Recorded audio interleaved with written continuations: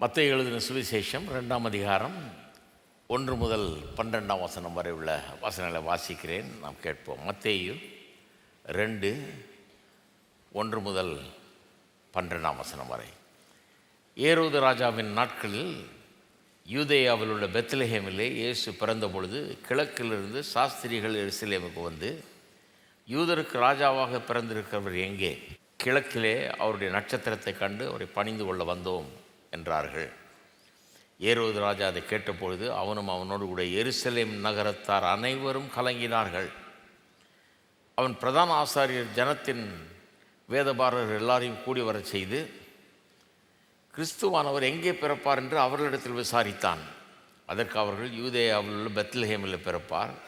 அதென்னென்றால், யூதேயா தேசத்தில் உள்ள பெத்லெகேமே, யூதாவின் பிரபுக்களில் நீ சிறியதல்ல, என் ஜனமாகிய இஸ்ரவேலை ஆளும் பிரபு உன்னிடத்தில் புறப்படுவார் என்று தீர்க்கதரிசியினால் எழுதப்பட்டிருக்கிறது என்றார்கள்.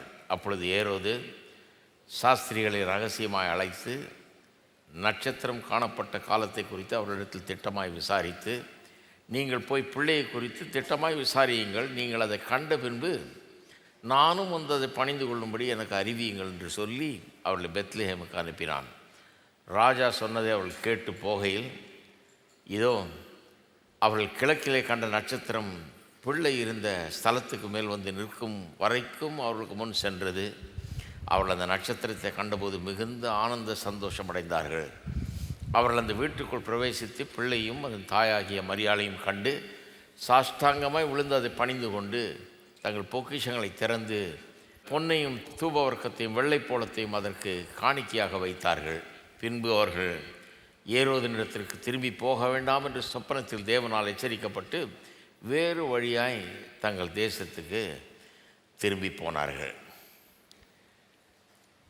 கிறிஸ்துவின் பிறப்பை கொண்டாடி கொண்டிருக்கிறோம். இந்த கிறிஸ்துவின் பிறப்புங்கிறது ஒரு சாதாரண ஒரு சம்பவம் அல்ல.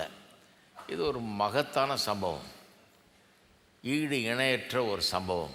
அதனால தான் உலக சரித்திரத்தையே இந்த சம்பவம் இரண்டாக பிரிக்கிறது. கிறிஸ்துவுக்கு முன், கிறிஸ்துவுக்கு பின் என்று உலக சரித்திரத்தையே ரெண்டாவது பிரிக்கிற சம்பவம் இது. அவ்வளவு முக்கியத்துவம் வாய்ந்த ஒரு சரித்திர சம்பவமாக இருக்கிறது. சரித்திரத்தில் இது நடந்திருக்கிறது. ஆகவே தான் சரித்திரத்தையே ரெண்டாக பிரிக்கிறது. இதனுடைய விசேஷம் என்ன? ஏன் இது அவ்வளோ பெரிய மகத்தான ஒரு சம்பவம் என்றால், வானத்தையும் பூமியும் படைத்த சர்வ வல்லமுள்ள தேவன் மாம்ச ரூபம் எடுத்து மனுஷீகத்தை தன்னுடையதாக்கி கொண்டு இந்த பூமிக்கு வந்து பிரவேசிக்கிறார். எதுக்காக?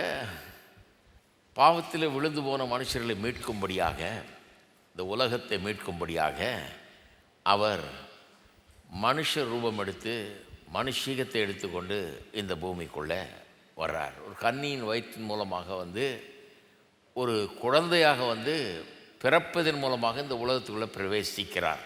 வந்தார்னு சொல்கிறது தான் கரெக்டு. பிறந்தார்ன்றதை விட வந்தார்னா ஏற்கனவே இருந்தால் தானே வர முடியும். அப்போ வந்தார்னு சொன்னாலே ஏற்கனவே இருந்தார்னு அர்த்தமாகிறது. அதுதான் யோவான் சொல்லுகிறார், ஆதியில் வார்த்தை இருந்தது, அந்த வார்த்தை தேவனிடத்தில் இருந்தது, தேவனாகவே இருந்தது, அந்த வார்த்தை மாம்சமாகி இந்த பூமிக்கு வந்தது என்று யோவான் அங்கே சொல்லுகிறார். அப்போ அங்கே இருந்தவர், ஆதி முதல் இருந்தவர், எல்லாத்தையும் படைத்தவர், உண்டாக்கினவர், அப்பேற்பட்ட தேவன் இந்த பூமிக்குள்ளே வந்து பிரவேசிக்கிறார். அப்படிப்பட்ட ஒரு மகத்தான சம்பவமாக, ஈடு இணையற்ற ஒரு சம்பவமாக, உலக சரித்திரத்தையே ரெண்டாக்குகிற ஒரு சம்பவமாக, சரித்திரத்தின் மையமாக இது விளங்குகிறபடினால் இந்த சம்பவத்தை குறித்த விவரங்கள் இங்கே மத்தேயு 1ஆம் அதிகாரம் 2ஆம் அதிகாரம் அப்புறம் லூக்காவிலையும் சொல்லப்பட்டிருக்குது, யோவான்லேயும் அவர் சொல்கிறாரு. ஆளுக்கு ஒரு விதமாக சொல்கிறாங்க. அப்போ இந்த சம்பவங்கள் எல்லாம் பார்க்கும்போது அவர் பிறப்பை குறித்த அந்த பிறப்பின் காரியங்களில் நடந்த காரியங்கள், அதுக்கு முன்னால் பின்னால் பிறப்பின் போது நடந்த காரியங்கள்லாம் சொல்லப்பட்டிருக்கு இல்லையா? இவைகள் எல்லாமே they are loaded with a lot of information. அது பல சத்தியங்களால் அடங்கியதாக இருக்கிறது.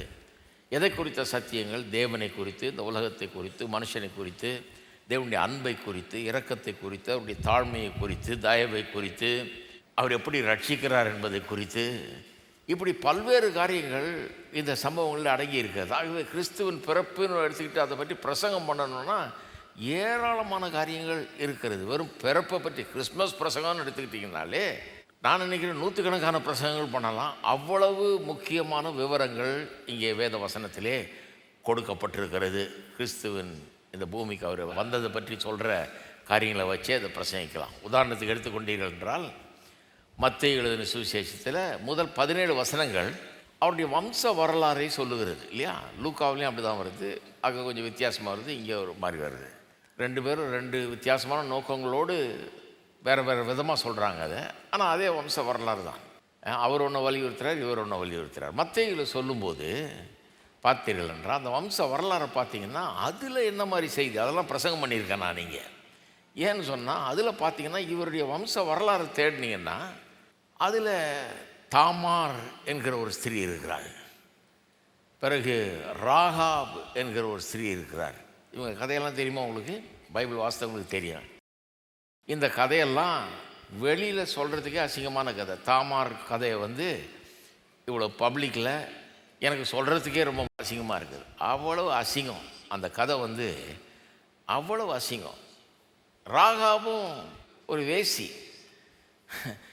எரிகோ நகரத்தை போய் அவர்கள் பிடித்த போது அவளை மட்டும் விட்டுட்டாங்க. ஏன்னா அவள் ஏற்கனவே உதவி செய்தா. இவர்கள் உளவு பார்க்க போன போது இவளுக்கு உதவி செய்ததுனால அவளையும் அவருடைய குடும்பத்தாரையும் காப்பாற்றினாங்க. அவளும் இந்த தாமாருங்கிற இந்த அசிங்கமான ஒரு வாழ்க்கைக்கு சொந்தக்காரியாக இருக்கிற அந்த பெண் எல்லாருமே இயேசுவுக்கு முன்னோர்களாய் சொல்லப்படுகிறார்கள். இயேசுடைய அம்மாமாரை பார்த்தீங்கன்னா இவ்வளவு அசிங்கமான இதெல்லாம் அதில் இருக்குது. எப்படா இப்படி ஒரு தேவன் மனுஷ ரூபம் எடுத்து உலகத்துக்கு வர்றாருன்னா எவ்வளோ ஒரு அருமையான, ரொம்ப பிரிஸ்டீன், ரொம்ப எந்த குறையும் சொல்லப்படாத அளவுக்கு ஒரு ஆளை தேர்ந்தெடுத்து ரொம்ப பரிசுத்தமான நபர்களை எடுத்து அவருடைய வம்சாவளியில் வந்தார்னு சொன்னால அழகாக இருக்கும். ஏன் இப்படி வேதம் சொல்லுகிறது? இதை வச்சே சிலர்லாம் இழிவுபடுத்தி பேசுகிறார்கள். அவர் வம்ச வரலாறு பாருங்கள் அது எப்படி இருக்குதுன்னெலாம் பேசுகிறவங்கெல்லாம் இருக்கிறாங்க இந்த பூமியில். கேடு கெட்ட ஒரு வம்ச வரலாறாக்கும் அந்த பின்னணியிலேருந்து வந்தாரெல்லாம் பேசுகிறவங்க இருக்கிறாங்க. ஆனால் வேத வசனம் இட்டு கட்டி எழுதப்படவில்லை. அதாவது இல்லாத ஒன்றை ஜோடித்து இவரை ரொம்ப பிரமாதமாக சொல்லணுன்றதுக்காக அப்படி எழுதப்படவில்லை. உள்ளதே உள்ளது என்று அப்படியே சொல்லுது. இதுதான் உண்மை. தாமார் என்கிற அந்த அசிங்கமான வாழ்க்கைக்கு சொந்தக்கார அந்த பெண், ராகாப் என்கிற அந்த பெண், இவர்களெல்லாம் தான் இயேசுவினுடைய முன்னோர்கள் என்பதை கொஞ்சம் கூட கூச்சம் இல்லாமல் வேதவசனம் சொல்லுது. ஏன்னா வேதவசனம் ஒரு பாயிண்ட்டை நமக்கு காண்பிக்க விரும்புகிறது. என்னன்னா இந்த உலகம் நொறுங்கி போன புரோக்கன் வேர்ல்டு, உடைந்து போன ஒரு உலகம். இந்த உடைந்து போன உலகம் எப்படி உடைஞ்சு போச்சு? பாவத்தின் நிமித்தம், பாவத்தின் மூலமாக உடைந்து போனது. பாவம் கெடுத்துருச்சு எல்லாத்தையும், அதான் உடைஞ்சு போச்சுன்றேன். அதனால் மனுஷருடைய வாழ்க்கையும் உடைஞ்சு போச்சு. மனுஷனுடைய வாழ்க்கை பர்ஃபெக்டாக ஒன்றும் இல்லை. இங்கே எவ்வளவு பேர் வந்திருக்கிறீங்க, நான் கேட்குறேன், யாராவது ஒருத்தர் என் வாழ்க்கை ரொம்ப பர்ஃபெக்ட்டுங்க, எந்த இதுவும் கிடையாது, என் வாழ்க்கையில் ஒரு சின்ன ஒரு பிளமிஷ், ஒரு கரை திரை ஒன்றுமே எவரும் சுட்டி காட்ட முடியாது, யாராவது சொல்ல முடியுமா? என்னையும் சேர்த்து சொல்கிறேன், எல்லாரையும் சொல்கிறேன். ஒரு ஆள் கூட இங்கே இருக்கிறவர்கள் ஒரு கரை இல்லாமல், ஒரு பாவம் இல்லாமல், எந்த ஒரு அசிங்கமும் இல்லாமல் என் வாழ்க்கை அவ்வளவு சுத்தமான வாழ்க்கை என்று யாருமே சொல்ல முடியாது. ஏனென்றால் இந்த உடைந்து போன உலகத்தில் பிறந்து வளர்ந்து, இந்த பாவத்தில் பிறந்து பாவத்தில் வாழ்ந்து பாவ சூழலில் வாழ்ந்து கொண்டிருக்கிற மக்கள் நாம். இது ஒரு உடைந்து போன உலகம். ஆகவே நிறைய உடைந்து போன குடும்பங்கள், உடைந்து போன வாழ்க்கைகள், உடைந்து போன அசிங்கமான சம்பவங்கள் நடந்த வாழ்க்கைகள், இப்படி தான் உலகம் இருக்குது பாருங்கள். வீட்டுக்கு வீடு ஏதாவது ஒன்று இருக்குது. நம்ம ஊரில் அதெல்லாம் கொஞ்சம் போற்றி பாதுகாத்து அப்படியே எல்லாம் பண்ணிவிடுவோம். நம்ம ரொம்ப பெரிய பரிசுத்த மரம்லாம் காட்டுவோம். ஆனால் உள்ளே போனீங்கன்னா பார்த்தீங்கன்னா இதெல்லாம் இருக்கும். அவர்களுக்கு தெரியும் இதெல்லாம் இருக்குதுன்னு தெரியும். அப்படிப்பட்ட ஒரு உலகம் இது. இது உடைந்து போன உலகம், உடைந்து போன வாழ்க்கைகள். நிறைய அசிங்கங்கள் இருக்கிறது வாழ்க்கையில். ஏன்னா பாவம் கெடுத்துருச்சே, எல்லாத்தையும் அசிங்கமாகிடுச்சு. அழகாய் உண்டு பண்ண அந்த மனுஷனுடைய வாழ்க்கையை, இந்த உலகத்தை பாவம் கெடுத்து போச்சு. ஆனால் அந்த அசிங்கத்தை எல்லாம் அழகாக்குவதற்காக தான் இயேசு பிறக்கிறார். அப்போ அந்த அசிங்கத்தை சொல்லாமல் இவர் எப்படி அழகாக்க வந்தார்னு எப்படி சொல்ல முடியும்? சொல்ல முடியாது. எவ்வளவு அசிங்கம், எவ்வளவு லோ கிளாஸாக, எவ்வளவு மோசமான ஒரு வாழ்க்கை இருந்ததுன்னு சொன்னாதான் எவ்வளவு அற்புதமாக, அதிசயமாக, ஆசீர்வாதமாக அந்த வாழ்க்கையை மாற்ற முடியும் என்பதை மக்கள் காண முடியும். அப்போ நான் சொல்கிறேன், அந்த வம்ச வரலாறை வாசிக்கும்போது என்ன மாதிரி ஆட்கள், உங்களை மாதிரி ஆட்கள், வேத வசனத்தின் வெளிச்சத்தை உடைய ஆட்கள், நாம் அங்கே கிருபையை பார்க்கிறோம், தேவனுடைய தயவை பார்க்கிறோம், அவருடைய இரக்கத்தை பார்க்கிறோம். அவர் எப்படி உடைந்து போன, அசிங்கமான, நொறுங்கி போன வாழ்க்கையெல்லாம் எடுத்து அழகானதாக, அற்புதமாக மாற்றுகிறார் என்பதை அங்கே பார்க்குறோம் நம்ம. அப்போ அதில் எத்தனை பிரசங்கம் இருக்குது தெரியுமா? அவர் அம்மாமாரெல்லாம் பற்றி பேசலாம், ஐயாமாரெல்லாம் பற்றி பேசலாம், அவருடைய முன்னோர்கள், ஆண்கள், பெண்கள்லாம் இருக்காங்க இல்லையா, அவங்க கதையெல்லாம் தனி கதை. ஒன்றும் பெரிய கிருபையின் கதை, எல்லாம் கிருபையில் தான் வருது. எல்லாம் தகுதியே இல்லாதவர்கள் தான். ஆனால் அப்படிப்பட்டவர்கள் மத்தியில் இருந்தால் தேவன் அழகான ஒரு சம்பவத்தை நிகழ்த்தி காட்டுகிறார். அப்போ நாம் வம்ச வரலாறுலேருந்து பசங்கிக்கலாம். மரியாளுக்கு தேவதூதன் இவர் பிறப்பார் என்று அறிவித்தார், அதில் பல செய்திகள் இருக்கிறது. மரியாள் அவனுக்கு மறு உத்தரவு சொல்கிறாளே, தேவதூதன் சொன்னபோது அதை ஏற்றுக்கொண்டு அவள் சொல்கிறாள், அந்த வார்த்தைகளிலிருந்து பல காரியங்களை பிரசங்கிக்கலாம். அது மட்டும் இல்லை, அவர் பாட்டு பாடுறா.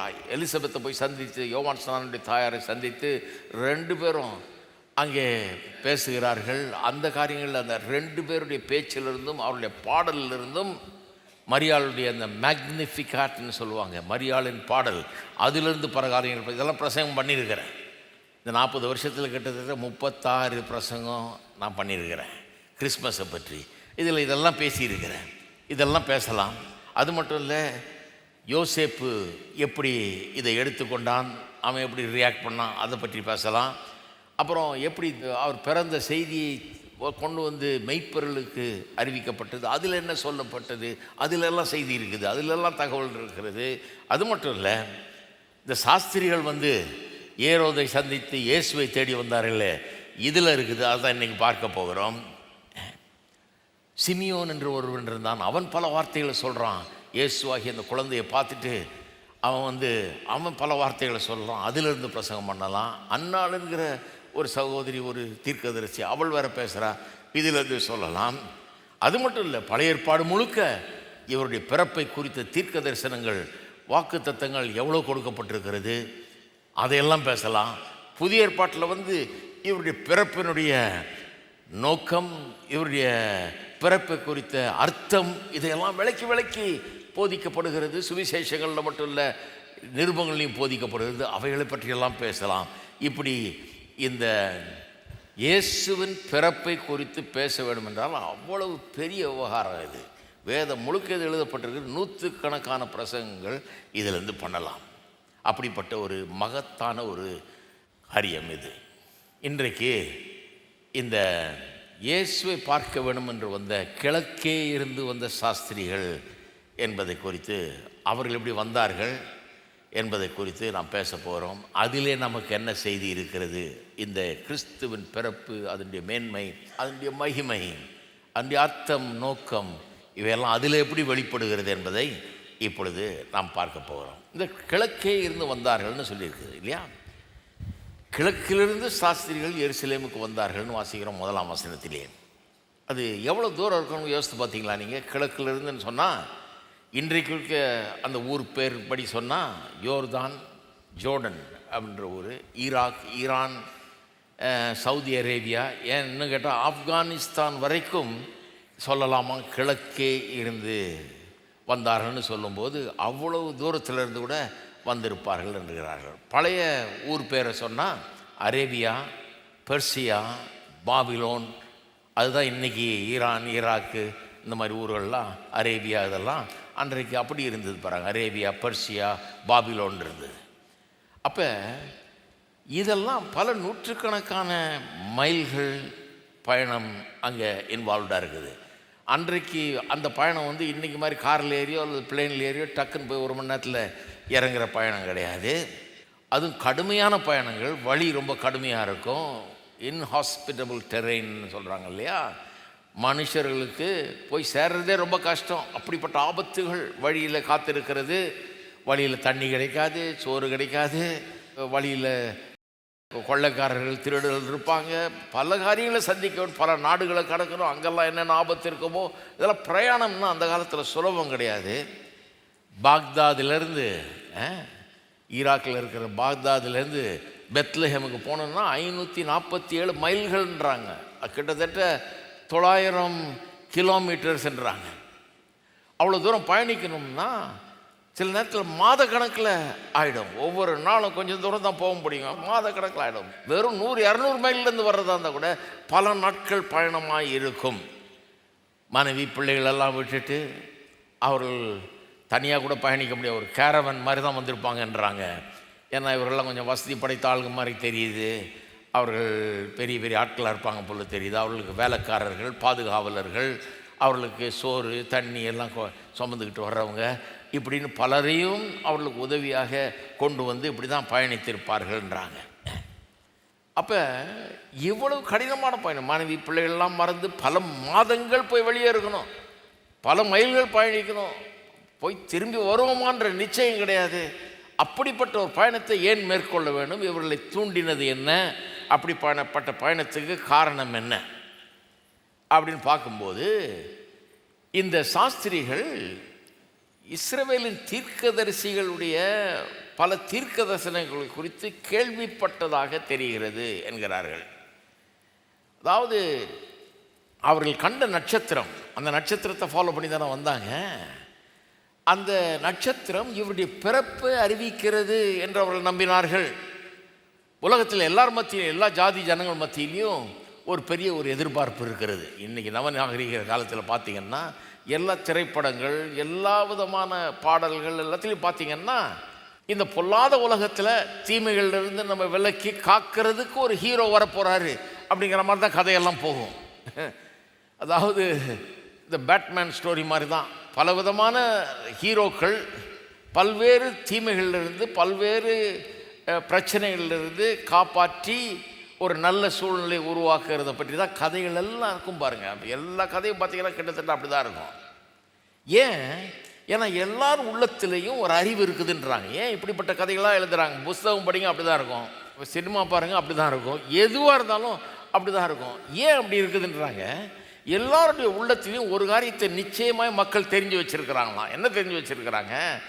ஒரு காலத்தில் ஒரு பர்ஃபெக்டான சூழ்நிலையில், அருமையான சூழலில் நம்ம வாழ்ந்தோம், நல்லா இருந்தோம். இப்படிப்பட்ட தொல்லைகள், சச்சரவுகள், கேடுகள், அசிங்கங்கள்லாம் இல்லாத, உடைக்கப்படாத ஒரு உலகத்தில் நம்ம வாழ்ந்தோம். அதுக்கு பிறகு ஏதோ ஒன்று ஆகி இந்த உலகம் உடஞ்சி போச்சு, வாழ்க்கையெல்லாம் உடஞ்சி போச்சு, பல கேடுகள் உள்ளே நுழைஞ்சிருச்சு. இதையெல்லாம் சரி பண்ணி மறுபடியும் அப்படிப்பட்ட ஒரு உலகத்தை, அதுதான் கடவுளுடைய சித்தம், நோக்கம், அப்படிப்பட்ட உலகத்தை உண்டாக்குவதற்கு ஒருவர் வருவார் என்கிற நம்பிக்கை எல்லா ஜாதி ஜனங்கள் மத்தியிலும், எல்லா மதத்தினர் மத்தியிலும் இருக்குதுன்றாங்க. அப்படி அந்த காலத்தில் இருந்திருக்குது. எல்லாருக்குள்ளேயும் ஒரு எதிர்பார்ப்பு இருந்திருக்குது. யாரோ வந்து எல்லாத்தையும் சரி பண்ண போகிறாங்க, ஒரு பெரிய ஹீரோ மாதிரி ஒரு பெரிய ராஜா வருவார், அவர் வந்து எல்லாத்தையும் சரி பண்ணி எல்லாத்தையும் சீராக்குவார்ங்கிற எண்ணம் ஆரம்பத்தில். அதுவும் இல்லாமல் இஸ்ரவேல் தீர்க்கதரிசிகள் பல தீர்க்க தரிசனங்களை அதை குறைத்து உரைத்தார்கள். அப்படி ஒரு வரப்போகிறாருன்னு ஆதியாகமம் 3:15 இருந்து எடுத்தீங்கன்னா பல காரியங்களை இஸ்ரவேலருடைய வேத புஸ்தகம் அறிவிக்கிறது. ஸ்திரீயின் வயிற்றில் பிறக்கிறவர் வந்து பிசாசின் தலையை நசுக்குவார் அப்படின்னு ஆதியாகமம் 3:15 சொல்லியாச்சு. இதெல்லாம் நடக்கப் போகிறதுங்கிற ஒரு பெரிய எதிர்பார்ப்பு அவங்களுக்குள்ளே இருந்தது.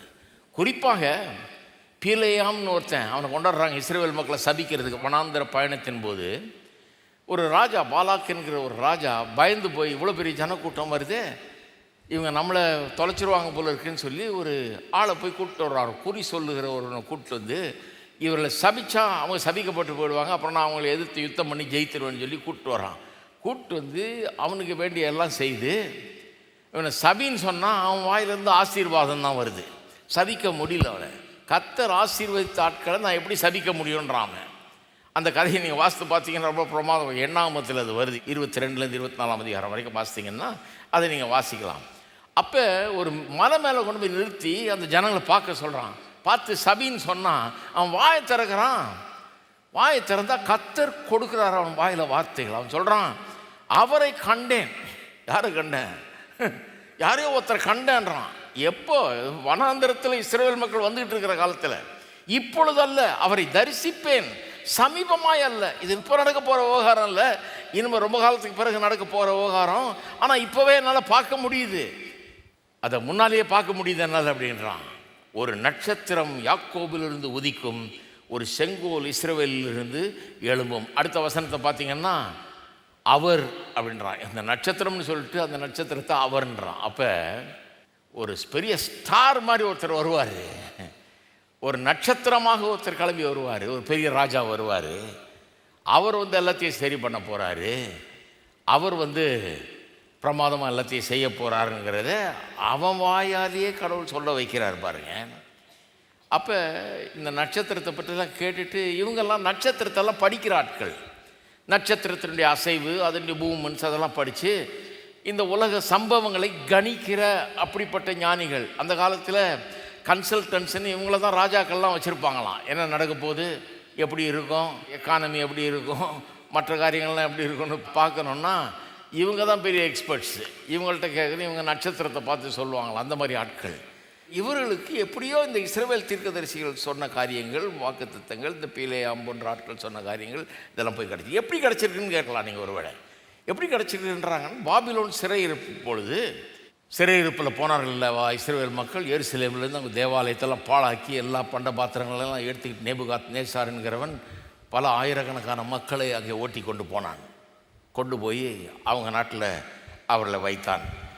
அதை அப்படி போனபோது அங்கே தானியேல் எப்படி உயர்த்தப்பட்டான், எப்படி இருந்தான், எந்த மாதிரி பதவியில் இருந்தான்றதை வாசிக்கிறோம். 4ஆம் அதிகாரம், 5ஆம் அதிகாரம், 6ஆம் அதிகாரத்தில் பார்த்திங்கன்னா இப்படிப்பட்ட ஞானிகள் அந்த ஊரில் இருந்தாங்க. அந்த ராஜாக்களுக்கு கன்சல்டன்ஸாக இருந்தாங்க பாருங்கள். எது ஒன்று, அந்த ராஜாக்கள்லாம் அந்த காலத்தில் பாவம் என்ன பிரச்சனையே தெரியல, அடிக்கடி ஒரு சொப்பனத்தை காண்றது. சொப்பனத்தை காண்டு மிரண்டு பயந்து எந்திரிச்சு போய் கூப்பிடு எல்லாரையும், இந்த சொப்பனத்துக்கு அர்த்தம் சொல்லு அப்படின்னு கேட்குறது. இதே பொழப்பாக இருந்தது பாருங்கள். அதுக்கு இவங்களெல்லாம் கூடயே வச்சுருந்தாங்க. அவங்களெல்லாம் சொல்ல முடியாமல் போனப்போ தான் தானியேலை கூப்பிட்டு தானியேல் சொல்லுகிறார். கடைசியில் தானியேலே இவங்களுக்கெல்லாம் ஹெட்டாக போட்டாங்க அங்கே. அப்போ சொல்கிறாங்க, தானியேல் காலத்தில் தானியேல் மூலமாகவும் இவர்கள் நிறைய கேள்விப்பட்டிருப்பாங்க. அது மட்டும் இல்லாமல் அந்த காலத்தில் ராஜாக்களே சிலர்லாம் இந்த ஜீவனுள்ள தேவனை அறிந்து கொண்டு இவர்தான் மெய்யான தெய்வம் என்று அங்கீகரித்து அதன் மூலமாக பாபிலோன் ஆண்ட தேசங்கள் எல்லாவற்றிலும் இந்த யூத மார்க்கத்தை குறித்த அறிவு பரவினது அப்படிங்கிறாங்க. அங்கங்கே தேவாலயங்கள் ஆரம்பிக்கப்பட்டு உலகம் முழுக்க யூத மக்கள் போய் வாழ ஆரம்பித்தாங்க. அங்கே போனவங்க அங்கேருந்து பாபிலோன் எங்கெல்லாம் ஆண்டுச்சோ அங்கெல்லாம் போய் வாழ்ந்து அங்கங்கே தேவாலயங்களை கட்டி அங்கங்கே பிரசங்கம் பண்ணி அதில் நிறைய புறஜாதிகள் இங்கே இவருடைய மார்க்கத்தை ஏற்றுக்கொண்டு விருத்த சேதனெல்லாம் பண்ணப்பட்டு சேர்ந்துட்டாங்க. இன்னும் சிலர்லாம் கேட்க ஆரம்பிச்சிட்டாங்க. இவர்கள் சொல்லுகிற பிரசங்கத்தை, இவர்கள் போதிக்கிற போதனைகளை கேட்க ஆரம்பிச்சிட்டார்கள். அப்படி இந்த செய்தி பரவி இருக்கும்ன்றாங்க. அப்படித்தான் இந்த ஞானிகள்லாம் இந்த தீர்க்கதரிசிகள் சொன்ன காரியங்களை பற்றிலாம் இந்த விவரங்களை சேகரித்திருப்பார்கள். அப்படி தான் அவர்களுக்குள்ள ஒரு எதிர்பார்ப்பு வந்திருக்கும் அப்படின்றாங்க. ஆனால் அவர்களுக்கு பைபிள் ரொம்ப நல்லா தெரிஞ்சதுன்னு சொல்ல முடியாது. எங்கே பிறப்பார் அதெல்லாம் அவளுக்கு தெரியல. அதனால தான் இந்த நட்சத்திரத்தை கண்டபோது, இது ஒரு விசேஷமான நட்சத்திரம். இது சும்மா இவங்க ஜோசியம் பார்க்குற மாதிரி நட்சத்திரம் கிடையாது பாருங்கள். நட்சத்திரம் இவங்களை அப்படியே கூட்டு போது கரெக்டாக கொண்டு போய் ஏரோதிட்ட விடுது. அப்புறம் அது காணும். அதுக்கப்புறம் பார்த்தா இவங்க அங்கேருந்து கிளம்பி பெத்லேஹேமுக்கு போக சொல்கிறாங்க. அவங்கள அங்கே தான் பிறந்த குழந்தை இருக்குன்னு சொல்கிறாங்க. அங்கே போகும்போது திருப்பி அந்த நட்சத்திரத்தை பார்க்குறாங்க. அவங்களுக்கு மிகுந்த சந்தோஷமாக ஆனந்த சந்தோஷம் அடைஞ்சார்கள்னு சொல்லியிருக்கு இல்லையா, 10ஆம் வசனத்தில் நினைக்கிறேன். ஆனந்த சந்தோஷம் அடைஞ்சார்கள்னு சொல்லியிருக்குது. அப்போ நட்சத்திரம் கூடயே வருது, கொண்டு போய் ஏரோதுக்கிட்ட விடுது. அங்கே வரைக்கும் அப்புறம் கொண்டு போய் பெத்லஹேமில் இவர்களை இயேசு இருந்த அந்த வீட்டுக்கு மேலே நிற்கிது. நட்சத்திரம்லாம் நிற்காதுன்றாங்க, ஒரு பாதையில் அப்படியே போய் ட்ராவல் பண்ணிக்கிட்டே இருக்கோன்றாங்க. அப்போ இது சாதாரண ஒரு நட்சத்திரம் அல்ல, தேவன் இவர்களை நடத்துவதற்காகவே நியமித்த ஒன்று என்பது போல தெரிகிறது. அப்போ இந்த பின்னணியில் தான் இந்த சம்பவத்தை நாம் புரிந்து கொள்ள வேண்டும். இந்த பின்னணியில் தான் இந்த சம்பவத்தை நம்ம புரிந்து கொள்ள வேணும். இதை கொஞ்சம் பார்ப்போம். இதை பற்றி ஒரு பெரிய பாடல் ஒன்று இருக்கிறது ஆங்கிலத்தில். நம்ம எல்லாருக்கும், தமிழ் ஆளுகள் கூட எல்லாருக்கும் தெரியும். வி த்ரீ கிங்ஸ் அப்படின்னு ஒரு பாட்டு, 3 ராஜாக்களை பற்றி பாட்டு. இந்த கிறிஸ்மஸ் நாடகங்கள் எல்லாத்துலேயும் பார்த்தீங்கன்னா இந்த சாஸ்திரிகளை 3 ராஜாக்கள் என்று காண்பிப்பார்கள். அதில் சில தவறுகள் இருக்குது, அதை சுட்டி காண்பிக்க விரும்புகிறேன். ஏன்னா அப்போ தான் நம்ம இது என்ன சொல்ல வருதுங்கிறதுக்கு வர முடியும். தவறுகள் சில நேரத்தில் டைவெர்ட் பண்ணிடுது பாருங்கள். 3 ராஜாக்கள்னு சொல்லி இப்போ இந்த காலத்தில் வந்து எல்லா ட்ராமாலையும் பார்த்தீங்கன்னா இந்த 3 பேர் வருவாங்க. சினிமா படங்கள்லாம் இதெல்லாம் பற்றிலாம் எடுக்கப்பட்டிருக்கிறது. அதிலெல்லாம் பார்த்தீங்கன்னா கூட 3 பேர் தான் இருக்கிறாங்க. இந்த 3 பேர்னு எப்படியோ மனசில் வந்துருச்சு. இந்த 3ங்கிற நம்பரே தப்பு. 3ன்னு எங்கேயும் சொல்லப்படவே இல்லை. 3 பேர் வந்தாங்கன்னு சொல்லப்படவே இல்லை. அப்புறம் எப்படி 3ன்னு தீர்மானம் பண்ணாங்க? 3 விதமான வெகுமதிகள் கொடுக்கப்பட்டது. பொன், தூபவர்க்கம், வெள்ளைப்போளம்னு 3 விதமான வெகுமதிகளை கொண்டாந்தாங்க இல்லையா? அப்போ அந்த 3 விதமான வெகுமதி கொண்டாந்து 3 பேர் வந்திருப்பாங்க அப்படிங்கிற அசம்ஷன் தான். அப்படி யூகித்து கொள்கிறார்கள். அப்படி தான் அது வந்தது. அது மட்டும் இல்லை, அவர்கள் ராஜாக்கள்னு இங்கே சொல்லப்படவில்லை. இந்த 1 முதல் 12 வசனங்களை வாசித்தீங்கன்னா அதில் அதிகாரம் முழுக்க இந்த கதை வருது. அதை வாசித்தீங்கன்னா எங்கேயுமே இவர்கள் ராஜாக்கள்னு சொல்லப்படவில்லை. அதுவும் எங்கேருந்து வந்தது? இவர்கள் கொண்டு வந்த வெகுமதிகள் விலையேற பெற்றவைகள். பொண்ணெல்லாம் வந்து ஒரு ராஜாவுக்கு கொடுக்க வேண்டிய ஒரு பரிசு பாருங்கள். ராஜாக்கள் தான் இப்படிப்பட்ட பரிசெல்லாம் கொடுக்க முடியும். பெரிய பெரிய அந்தஸ்து உள்ளவர்கள், பணக்காரர்கள், நிறைய வச்சிருக்கிறவங்க தான் இப்படிப்பட்ட வெகுமதியெல்லாம் கொண்டு வர முடியும். அப்போ வந்தவர்கள் ராஜாவாக இருக்க வேண்டும் அப்படிங்கிற ஒரு யூகம் அங்கே. இதை வச்சு தான் 3 ராஜாக்கள்னு சொல்லிட்டாங்க. நம்ம ஒரு காரியத்தை புரிஞ்சுக்கணும். இந்த 3ங்கிறதும் தப்பு, 3 ராஜாக்கள்ன்றதும் தப்பு. இது ஏன் ரொம்ப முக்கியம்? இது ஏதோ குறை சொல்லணும்னு சொல்லலை நான். ஐயோ இந்த பாட்டையே கெடுத்துட்டாருன்னு நினைக்காதீங்க. தாராளமாக பாடுங்க, ஒன்றும் தப்பு கிடையாது. பாட்டை கெடுக்கிறது என்னுடைய நோக்கம் இல்லை. என்னுடைய நோக்கம் என்னென்னா, இங்கே என்ன சொல்ல வர்றார் மத்தேயுங்கிறத சுட்டி காண்பிப்பது ரொம்ப அவசியம். அதுலேருந்து டைவெர்ட் ஆகக்கூடாது. 3 ராஜாக்கள்னு நினச்சிங்கன்னா, நான் ஒன்று சொல்கிறேன், மத்தேயு இங்கே இந்த சம்பவத்தை சொல்லும்போது எதுக்கு சொல்கிறாரு? இந்த 2 ராஜாக்களை கொஞ்சம் பாருங்கள், இதிலேருந்து சில விவரங்களை தெரிஞ்சு கொள்வேன்றதுக்காக தான் இந்த சம்பவத்தையே இங்கே சொல்லுகிறார்கள். அப்போ நான் சொல்கிறேன், இது 3 ராஜாக்களை குறித்த கதை இல்லை, 2 ராஜாக்கள். 3 ராஜாக்கள்னு யோசிக்க ஆரம்பிச்சிட்டிங்கனாலே இந்த கதையை கோட்டை விட்டுருவீங்க. இது 3 ராஜாக்களை பற்றியே இல்லை, 2 ராஜாக்கள். 2 ராஜாக்களை பற்றிய ஒரு சம்பவமாக இருக்கிறது. அதில் முதல் ராஜா வந்து ஏரோது. 1ஆம் வசனம் சொல்லுது, ஏரோது ராஜாவின் நாட்கள். ஏரோது ராஜா. 3ஆம் வசனமும் அப்படி சொல்லி, ஏரோது ராஜா அதை கேட்ட பொழுது, அதாவது கிழக்கிலே அவருடைய நட்சத்திரத்தை கண்டு அவர் பணிந்து கொள்ள வந்தோம்ன்றாங்க. அதை கேட்ட பொழுது ஏரோது ராஜா கலங்கினான்னு 3ஆம் வசனத்தில் சொல்லப்பட்டிருக்கு. 9ஆம் வசனமும் மறுபடியும் ராஜா சொன்னதை அவர்கள் கேட்டு போகையில், ஏரோது ராஜாவை பற்றி ராஜா ராஜான்னு 3 தடவை அங்கே சொல்லப்பட்டிருக்குது. 2வது ராஜா வந்து இயேசு. இயேசு வந்து 2வது வசனத்தில் அங்கே இயேசுவை ராஜாவென்று சொல்லுகிறார்கள். யூதருக்கு ராஜாவாக பிறந்தவர் எங்கே? கிழக்கிலே அவருடைய நட்சத்திரத்தை கண்டு அவரை பணிந்து கொள்ள வந்தோம் என்றார்கள் அப்படின்னு வாசிக்கிறோம் இல்லையா? அப்போ இவரை ராஜான்னு அங்கே சொல்லப்படுகிறது. இன்னும் 2ஆம் வசனத்தில் அவருடைய நட்சத்திரம்னு சொல்லப்பட்டிருக்கிறது. அவருடைய நட்சத்திரம் என்றது இந்த பீலையாம் சொன்ன தீர்க்க தரிசனத்திலேருந்து வர்ற வார்த்தைகள். அது அந்த நட்சத்திரம்ங்கிறது ஒரு ராஜாவை குறிக்கிறது. யூதருக்கு வரப்போகிற ஒரு ராஜாவை குறிக்கிறது.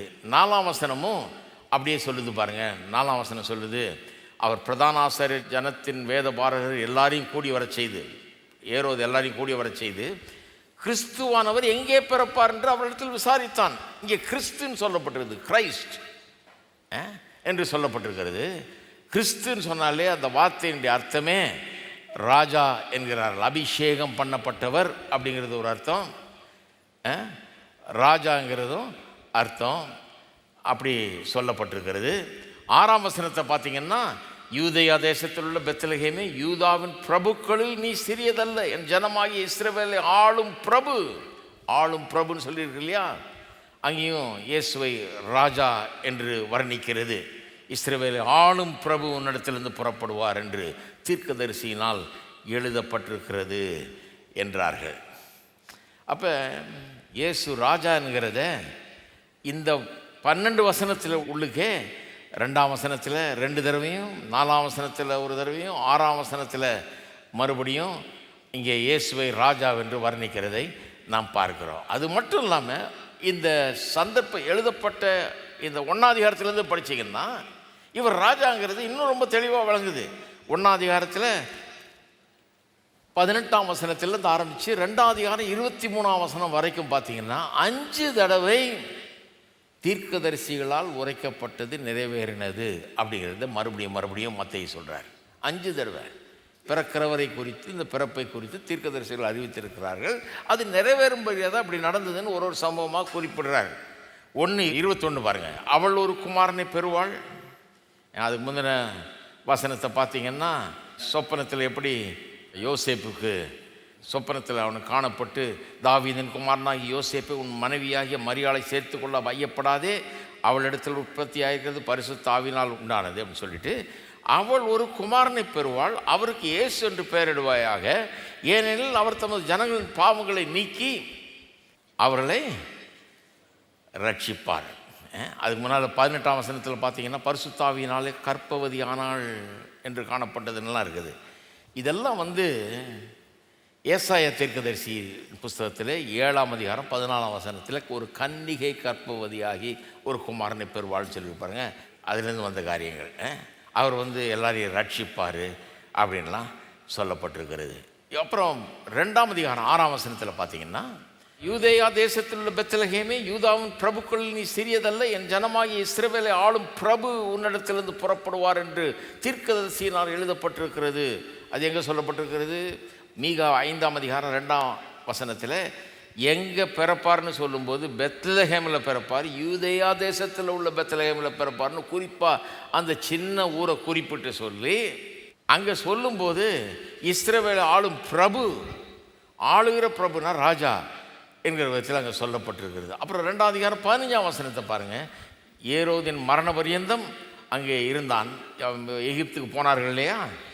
ஏரோதனுடைய கோபத்துக்கு தப்பி குடும்பமே எகிப்துக்கு போனது. எகிப்திலிருந்து என்னுடைய குமாரனை வரவழைத்தேன் என்று தீர்க்கதரிசியின் மூலமாக கர்த்தரால் உரைக்கப்பட்டது நிறைவேறும்படி இப்படி நடந்தது. அது அந்த தீர்க்க தரிசனம் ஓசியா 11:1 வருது. அப்புறம் 17:18 பாருங்கள். புலம்பலும் அழுகையும் மிகுந்த துக்கம் கொண்டாடலும் ஆகிய கூக்குரல் ராமாவிலே கேட்கப்பட்டது. 2 வயசுக்கு உட்பட்ட குழந்தைகளெல்லாம் கொல்லணும்னு உத்தரவு போட்டான் இல்லையா? அதன் மூலமாக கொல்லப்பட்டார்கள். அங்கே ஒரே கூக்குரல் ராமா. அதெல்லாம் எரேமியா தீர்க்கதரிசி 31ஆம் அதிகாரம் 15ஆம் வசனத்தில் சொல்லிட்டாரு. அப்புறம் 23ஆம் வசனத்தில் நாசரேத் என்னும் ஊரில் வாசம் பண்ணினான். யோசேப்பை சொல்லுது, நாசரேத் என்னும் ஊரில் வாசம் பண்ணினான், நசரேன் என்னப்படுவார் என்று தீர்க்கதரிசிகளால் உரைக்கப்பட்டது நிறைவேறும்படி இப்படி நடந்தது. இது இப்படி ஒரு வசனம் கிடையாது. நாசரேத் என்னும் ஊரில் வாசம் பண்ணுவாங்கன்னு சொல்லி எங்கேயும் குறிப்பாக சொல்லப்படவில்லை. ஆனால் பல தீர்க்கதரிசிகள் சொன்ன பல காரியங்களை வைத்து, அதனால தான் இங்கே தீர்க்கதரிசிகளால்னு ப்ளூரலில் சொல்கிறார், பன்மையில் சொல்கிறாரு. பல தீர்க்கதரிசிகள் சொன்ன பல காரியங்களை வைத்து இங்கே சொல்கிறாங்க. அந்த நாசரேத் என்கிற ஊருக்கு பேர் வந்ததே நெசர் என்கிற ஒரு வார்த்தையிலேருந்து வந்ததுன்றாங்க. அந்த இஸ்ரவேல் ஜனங்கள் சிறையிருப்பிலேருந்து திரும்பி வரும்போது இந்த ஊரில் வாழ்ந்தார்கள். அதுவும் தாவீதின் வம்சத்தில் வந்தவர்கள், அவனுடைய வம்சாவளியை சேர்ந்தவர்கள் அங்கே குடியேறினார்கள். அந்த ஊருக்கு நெசர் என்று அழைக்கப்பட்டது. அந்த நெசர்னாலே கிளை, அந்த கிளை என்ற வார்த்தை அங்கே தான் வருது. அதாவது யாக்கோபிலிருந்து ஒரு துளிர் தோன்றி அது கிளையாய் எழும்பி செழிக்கும்னு சொல்லியிருக்கு இல்லையா? கிளைங்கிற அந்த வார்த்தையே நெசருங்கிற வார்த்தையிலேருந்து தான் வரும். அதுதான் பின்னால் நாசரேத் என்று ஆனதுன்றாங்க. அது மட்டும் இல்லாமல் அங்கே புறஜாதிகள் அதிகமாக இருந்தார்கள் அப்படிலாம் சொல்லப்பட்டிருக்கிறது. இப்போ இதையெல்லாம் பார்க்கும்போது இயேசு ஒரு ராஜா என்கிறது இவ்வளவு வசனங்கள் மூலமாக இங்கே வெளிப்படுது. அது மட்டும் இல்லை, இப்போ நம்ம பார்த்தோம் ஏசாயா, எரேமியா, மீகா, ஹோசியா எல்லாருமே அதை அப்படி தான் சொல்லுகிறார்கள். அது மட்டும் இல்லை, ஜீனியாலஜி, இந்த வம்ச வரலாறை பார்க்கும்போது 1-17 அதெல்லாம் பார்க்கும்போது அங்கேயும் அவர் தாவீதின் வம்சத்திலிருந்து வந்தார், தாவீது ராஜாவின் வம்சத்தில் அந்த சந்ததியில் ஒருவர் ஆளுவார், அவர் என்றென்றைக்கும் ஆளுவார்லாம் 2 சாமுவேல் 7ஆம் அதிகாரத்தில் தேவன் அவனுக்கு வாக்கு பண்ணியிருந்தார். அப்போ அவர் தான் இவர்ன்ற மாதிரி தான் அங்கே சொல்லப்பட்டிருக்கிறது. அது மட்டும் இல்லை, 3ஆம் அதிகாரம் 4ஆம் அதிகாரத்துக்கு போனீங்கன்னா இதே மத்தேயு எழுதின சுவிசேஷத்தில் 3ஆம் அதிகாரத்தில் யோவான் ஸ்நானன் மனம் திரும்புங்கள் தேவனுடைய ராஜ்யம் சமீபித்து இருக்கிறதுன்னு பிரசங்கம் பண்ணுறாரு. 4ஆம் அதிகாரத்தில் இயேசு வந்து அதே வார்த்தையை பயன்படுத்தி மனம் திரும்புங்கள் தேவனுடைய ராஜ்யம் சமீபமாக இருக்குதுன்னு பிரசங்கம் பண்ணுறாரு. அப்போ ராஜ்யத்தின் சுவிசேஷத்தை பிரசங்கம் பண்ணாங்க. இயேசு இங்கே வந்தது ஒரு ராஜாவாக, ஒரு ராஜ்யத்தை ஸ்தாபிக்கும்படியாக. அந்த ராஜ்யம் நாம் நினைக்கிற போல ராஜ்யம் அல்ல, இந்த உள்ளத்திலிருந்து மக்களை ஆளுகிற ராஜ்யம் என்கிறதெல்லாம் ரொம்ப தெளிவாக இங்கே சொல்லப்பட்டிருக்கிறது. அப்போ இங்கே ஏரோதுங்கிற ஒரு ராஜா, இயேசு என்கிற இன்னொரு ராஜா. எந்த ராஜாவை நாம் ராஜாவாக்கி கொள்ளுறது? நமக்கு யார் ராஜாவாக வேண்டும்? இந்த ஏரோதுங்கிறவன் வந்து ஒரு பொல்லாத ஒரு மனுஷன் பாருங்கள். பதவி ஆசை பிடித்த கொலை வெறி கொண்ட ஒரு ராஜாவாக அவன் இருந்தான். ஒரு madman. To you want this madman R த மெசாயா? எப்படிப்பட்ட மேட்மேன்னா, 2 வயசுக்கு உட்பட்ட இந்த சாஸ்திரிகள் வந்து கேட்டு போனாங்க. போயிட்டு வந்து எங்கிட்ட சொல்லுங்கண்ணா. எதுக்கு? இந்த குழந்தைகள் தான் வளர்ந்து வந்து நம்மளை விரட்டிட போகுதுன்னு பயம் அவனுக்கு. எப்படியாவது யாருன்னு தெரிஞ்சால் கொண்டுடலான்றதுக்காக தான் சொன்னான். அவங்களுக்கு தேவதூதன் சொல்லி வேறு வழியாக அனுப்பிச்சி விட்டாங்க. அவங்க போயிட்டாங்க. போன பிறகு இவனுக்கு ஒரே கோபம், என்ன பண்ணுறதுன்னு தெரியல. வெறி, பதவி வெறி. தன்னுடைய பதவியை காப்பாற்றி கொள்ளணும், அதிகாரத்தை காப்பாற்றி கொள்ளணும், எப்படியா இருந்தாலும் பதவியில் உட்காந்துடணுன்ற வெறி பாருங்க. அதனால் 2 வயதுக்கு உட்பட்ட பிள்ளைகள் அந்த பெத்லஹேம் ஏரியாவில் இருக்கிற அத்தனை பிள்ளைகளையும் கொல்லும்படியாக உத்தரவிடுறான். அவனை ராஜாவா வேணுமா? அல்லது சிறு பிள்ளைகள் என்னிடத்தில் வர்றதுக்கு தடை பண்ணாதீர்கள்னு சொல்லி சிறு பிள்ளைகளை கரம் நீட்டி வரவழைத்தவர். அது மட்டும் இல்லை, பெரிய பாவிகளை கூட மன்னிக்கும்படியாக சிலுவையிலே மரித்தவர். இப்படிப்பட்ட ஒரு ராஜா நமக்கு வேணுமா? இதை பார்க்க வைக்கிறார்.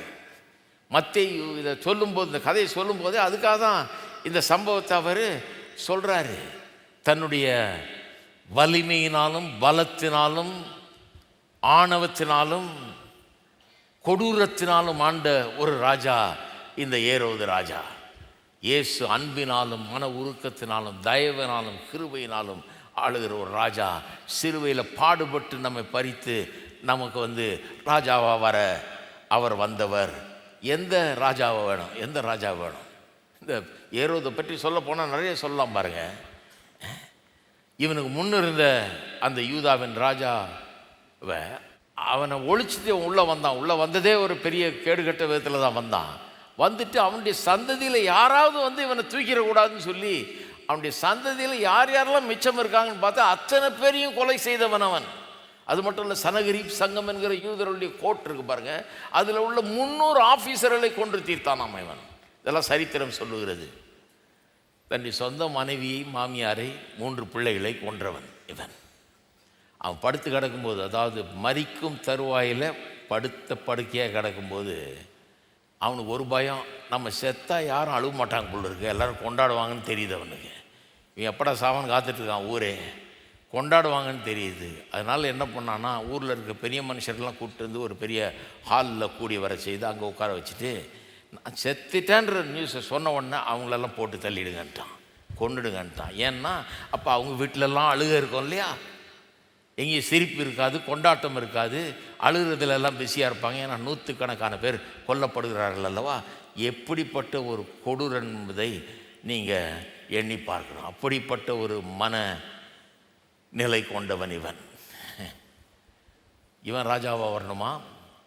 அல்லது அவர் பாவம் செய்யவில்லை, நாவில் வஞ்சனை ஒன்றும் இல்லை, வையப்பட்டும் பதில் வையாமல் இருந்தவர் அவர். இயேசுவை பற்றி சொல்லுது, வையப்படும் போது பதில் வையாமல் இருந்தார், பாடுபடும் போது பயமுறுத்தாமல் இருந்தார். என்ன மாதிரி இயேசு பாருங்க, பாவம் செஞ்சதில்லை, வாயில் வஞ்சனை இல்லை, வையப்படும் போது பதில் வையலை, பாடுபடும் போது பயமுறுத்தலை. அப்படிப்பட்ட இயேசு உங்களுடைய ஆண்டவராக, உங்களுடைய ராஜாவாக இருக்க வேண்டுமா? இந்த கான்ட்ராஸ்ட்டை பார்க்கறதுக்காக, இந்த வித்தியாசத்தை நாம் காண்பதற்காக எப்பேற்பட்ட ஒரு ராஜா வந்து பிறக்கிறாரு, இவரை தேடி தான் வந்து. இதைத்தான் உலகமே எதிர்பார்த்து கொண்டிருக்கிறது.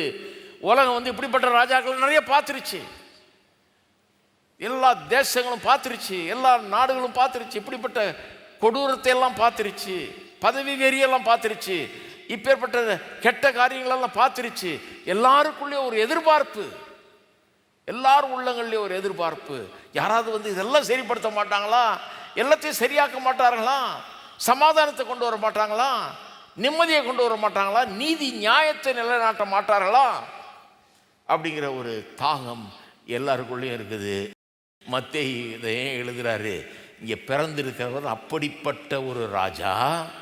இந்த ராஜாவை பார்க்கறதுக்கு தான் இவ்வளவு தூரம் இவ்வளவு கடின பிரயாணத்தில் இந்த சாஸ்திரிகள்லாம் வந்திருக்கிறாங்க. இவங்கெல்லாம் எதிர்பார்த்து கொண்டிருந்தார்கள். இவரெல்லாம் ஏன் எவ்வளோ தூரம் பிரயாணம் பண்ணி வந்தாங்கன்னா, இப்பேற்பட்ட ஒரு ராஜா, இந்த உலகத்திற்கே பெரிய இரட்சகராய் வருகிறவர், அப்படிப்பட்ட ஒரு ராஜா வந்து பிறந்திருக்கிறார் என்பதை அவர்கள் அறிந்திருந்தார்கள். இந்த ராஜா வந்து பிறந்திருக்கிறார். இதுக்கு எப்படி ரியாக்ஷன் கொடுக்குறாங்கன்ற பாருங்கள். 3 விதமான ரியாக்ஷன் இங்கே பார்க்குறோம். இந்த வேத பகுதியில் 12 வசனத்தில் இந்த ராஜா வந்து பிறந்திருக்கிறாரு. எப்படி ஒருத்தர் ரியாக்ட் பண்ணுறாங்கன்றது பார்த்தீங்கன்னா ஆச்சரியமாக, என் வேணும்னே அதான் சொல்கிறாரு. அதனால தான் மத்தேயு இங்கே அதை சொல்கிறாரு. முதல் ரியாக்ஷன் வந்து பொதுவாக ஜனங்கள் மத்தியில் இருந்த ரியாக்ஷன். எருசலேமுக்கு வர்றாங்க, ஏரோதை தேடி வர்றாங்க, சொல்கிறாங்க, யூதருக்கு ராஜாவாக பிறந்தவர் எங்கே, கிழக்கிலே அவருடைய நட்சத்திரத்தை கண்டு அவர் பணிந்து கொள்ள வந்தோம்ங்கிறாங்க. ரியாக்ஷன் பாருங்கள். ஏரோது ராஜா அதை கேட்ட பொழுது அவனும் அவனோடு கூட எருசலேம் நகரத்தார் அனைவரும் கலங்கினார்கள். என்ன நல்ல செய்தி, ஏன் கலங்கணும்? யூதருக்கு ஒரு நல்ல ராஜா பிறந்திருக்கிறாரு. எவ்வளோ காலமாக தீர்க்கதரிசிகள் அறிவித்து வந்த ராஜா, எவ்வளோ பேர் சொல்லி சொல்லி சொல்லி சொல்லி கடைசியில் வந்து பிறந்திருக்கிறாரு. இந்த அற்புதமான ராஜா வந்து பிறந்திருக்கிறாரு. ஏன் கலங்கணும்? ஏன் கலங்கணும்னா, இவர் வந்தால் எல்லாத்தையும் சரி பண்ணுவார். இவர் வந்து ஆட்டம் போட முடியாதே, இவர் வந்தால் நம்முடைய வாழ்க்கையை மாற்றிக்கணுமே, நாம் செஞ்சதெல்லாம் செய்ய முடியாதே, நம்ம பண்ண அக்கிரமத்தெல்லாம் பண்ணிகிட்டு இருக்க முடியாது, தொடர முடியாதே. இவர் ராஜாவாக வந்தார்னா எல்லாம் மாறிடுமே அப்படிங்கிற ஒரு கவலை தான். எல்லாரும் கலங்குகிறார்கள். அதில் அந்த ராஜா வந்து கேள்விப்பட்ட போது கலங்கினது மட்டும் இல்லை, வேதபாரகர் மற்றும் சீஃப் ப்ரீஸ்ட், பிரதான ஆசாரியர் எல்லாரையும் கூப்பிடுறான். ஏன்னா எங்கே பிறக்க போகிறார் இவங்க கேட்குறாங்க. எங்கே அவர் எங்கே பிறந்திருக்கிறாருன்னு கேட்குறாங்க. இருப்பார், அவங்கள கேட்டு சொல்கிறேன்னு கூப்பிட்றான். இவனுக்கு பைபிளும் தெரில, ஒன்றும் தெரில. பாருங்கள், பைபிளில் சொல்லியிருக்கு எங்கே பிறப்பாருன்னு, ஆனால் இவனுக்கு தெரியல. இந்த ராஜாக்கள்லாம் பைபிளை படிக்க சொல்லியிருக்குது. உட்காந்து இந்த முதல் 5 புஸ்தகத்தை கையால் அவன் கையால் எழுதணும்னு சொல்லியிருக்கு. எழுதியிருந்தால் நல்லா விளங்கியிருக்கும். ஒன்றும் விளங்கலை இவனுக்கு. நான் வந்து பிரதான ஆசாரியர்களையும் வேதபாரகரையும் கூப்பிட்றேன்னு சொல்லி கூப்பிட்றான். அவங்க வந்து பதிலை ஃபிங்கர் டிப்பில் வச்சுருக்கிறாங்க. இந்த போட்டியெலாம் நடக்கும் பார்த்துருக்கீங்க இல்லையா? குவிஸ் போட்டியெலாம் நடக்கும். கேள்வி கேட்பாங்க, 4 பேர் நின்று போட்டியில் பதில் சொல்லுவாங்க. யார் முதல்ல பதில் சொல்கிறாங்களோ அவங்களுக்கு தான் பரிசு. அவன் பட்டனை அழுத்தணும். அந்த மாதிரி நின்று இருந்திருப்பானுங்கன்னு நினைக்கிறவங்கெல்லாம். இந்த பிரதான ஆசாரியர் வேதபாரகர்லாம் நின்று எங்கே பிறப்பார் சொல்லுங்கன்னா டகாரம் அழுத்துறான். எல்லாருக்கும் தெரியுது பதில். ரொம்ப ஈஸிப்பா. மீகா 5ஆம் அதிகாரம் 2ஆம் வசனத்தில் சொல்லி இருக்குது, யூதேயாவில் உள்ள பெத்லஹேமில் பிறப்பார். பெத்லஹேம் எவ்வளோ தூரம்? 5 மைல், 8 கிலோமீட்டர் தூரம் எருசலேமிலிருந்து கிட்ட. அங்கே பிறப்பார்னு சொல்லியிருக்குது. நல்ல பதில் தெரியுது, பதில் சூப்பராக தெரியுது. ஏன்னா பைபிள் நல்லா படிச்சிருக்கிறாங்க. இவங்களாம் சாதாரண ஆள் இல்லை. பிரதான ஆசாரியர், வேதபாரகர், பைபிள் அக்கு வேற ஆணி வேற பிரித்து படிச்சுட்டாங்க. ஒரு வார்த்தையும் தெரியும். இந்த வேதபாரகர்லாம் வசனத்தை அப்படியே காப்பி பண்ணுறவங்க, ஒரு புக்காக காப்பி பண்ணி பல இடங்களுக்கு கொடுக்குறவங்க. அப்படிப்பட்ட ஆட்கள். அவங்களுக்கு நல்லா தெரியும், ஒவ்வொரு வார்த்தையும் தெரியும். சொல்கிறாங்க பெத்லஹேமில் பிறப்பார், இதோ பக்கத்துலேயே இருக்குது, அந்த ஊரில் தான் பிறப்பாருன்னு. ஆனால் ஒருத்தனும் அங்கேருந்து நகர கூட இல்லை. பாருங்கள், எப்பேற்பட்ட ஒரு செய்தி. இவ்வளவு நாட்களாக தீர்க்கதரிசிகள்லாம் சொல்லி வந்தது. இந்த கண்ணியின் வீட்டில் பிறப்பார்ன்றது ஆதியாகமம் 3:15 ஆரம்பித்து எத்தனை தீர்க்கதரிசிகள் எத்தனை விதமாக சொல்லி வர்றாங்க. எவ்வளோ பெரிய எதிர்பார்ப்பு. ஆபிரகாமுக்கு கர்த்தர் சொன்னார், பூமியின் வம்சங்களெல்லாம் உன் மூலமாக ஆசீர்வதிக்கப்படும். எப்படி? இப்படி ஒருத்தர் வந்து பிறப்பார், அவர் தான் உலக ரட்சகராக வருவார், ஆபிரகாமின் ஆசீர்வாதம் எல்லாருக்கும் சொந்தமாகும். இதெல்லாம் தெரியும் அவங்களுக்கு. பாருங்க, எல்லாம் தெரிஞ்சும் ஏசாயா தீர்க்கதரிசி சொன்னதெல்லாம் தெரியும். ஒரு கன்னிகை கர்ப்பவதியாகி குமாரனை பெறுவாள்னு சொன்னதெல்லாம் தெரியும். எல்லாம் தெரியும். தெரிஞ்சும் அதே இடத்துல உட்காந்துட்டு இருக்கான். யாரும் ஒரு 2 மணி நேரம் நடந்து போனால் போயிடலாம். 8 கிலோமீட்டர் சாதாரணமாக போடி நடையாக போனால் கூட 2 மணி நேரத்தில் நடந்து போயிடலாம், போய் பார்த்துட்டு வந்துருக்கலாம். யாரும் அசையவே இல்லை. பாருங்கள், விஷயம் தெரியுது, ஆனால் தெரிஞ்ச விஷயத்தை பற்றி ஒன்றும் செய்யவே இல்லை,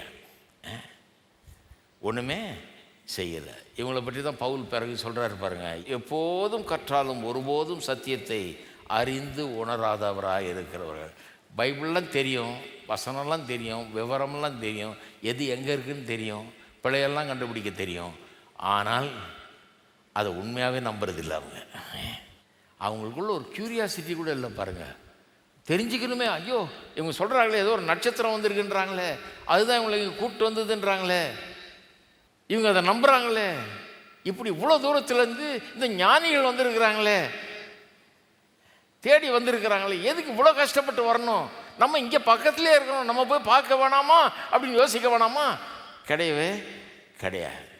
இன்றைக்கி உலகமும் அப்படி தான் இருக்குது. சபையிலையும் நிறைய பேர் அப்படி இருக்கிறாங்க. சபைகளில் சொல்கிறேன், பொதுவாக கிறிஸ்தவத்துலேயும். உலகம் பாருங்கள் இன்றைக்கி எப்படி இருக்குதுன்னு. இயேசுவை பற்றி நிறைய கேள்விப்பட்டிருக்கிறாங்க. இயேசுக்கு தாயார் பேர் மரியாள்னு தெரியும், அவர் எங்கே பிறந்தாருன்னு பெத்லஹேமில் பிறந்தாருன்னு தெரியும், அவரை பற்றிய சில விவரங்கள்லாம் பொதுவாகவே எல்லாருக்கும் தெரியும், ஒவ்வொரு உலகத்து முழுக்க தெரியும். பாருங்கள், இந்த கிறிஸ்மஸ் பண்டிகையின் போது இவரை பற்றி நிறைய பேசப்படுகிறது எல்லாம். ஆனால் யாராவது பாருங்கள், இவ்வளவு சொல்கிறாங்களே, இவ்வளவு நம்புகிறாங்களே, இவர் வந்து பிறந்தாருன்றாங்களே, கடவுள் வந்து மனுஷனாக வந்தாருன்றாங்களே, மாம்ச ரூபம் எடுத்து வந்தாருன்றாங்களே, மனுஷரை மீட்க வந்தாருன்றாங்களே, இப்படி இவர் உண்மையாக வந்தாரா? நம்ம போய் கொஞ்சம் ஆராய்வோம், அது என்னன்னு விசாரிப்போம், கேட்போம், தெரிஞ்சு கொள்வோம், இதை கொஞ்சம் உற்று நோக்குவோம், பார்ப்போன்னு யாராவது யோசித்தாங்களா பாருங்கள்? ரொம்ப கொஞ்சம் பேர் தான். அப்படி தேடுறவங்க கிடையாது, அப்படி தேடுறவங்க கிடையாது. இவங்க ஆட்களே, யூதர்களே தேடலை, அவங்களுக்கெல்லாம் பைபிள் தெரியுது. அதான் வேதம் சொல்லுது இல்லையா, யோவான் சொல்கிறார், அவர் தமக்கு சொந்தமானவர்களிடத்தில் வந்தார், அவர்களோ அவரை ஏற்றுக்கொள்ளவில்லை. அவர்களுக்கே தெரியல, இவர் யாருன்னே தெரியல.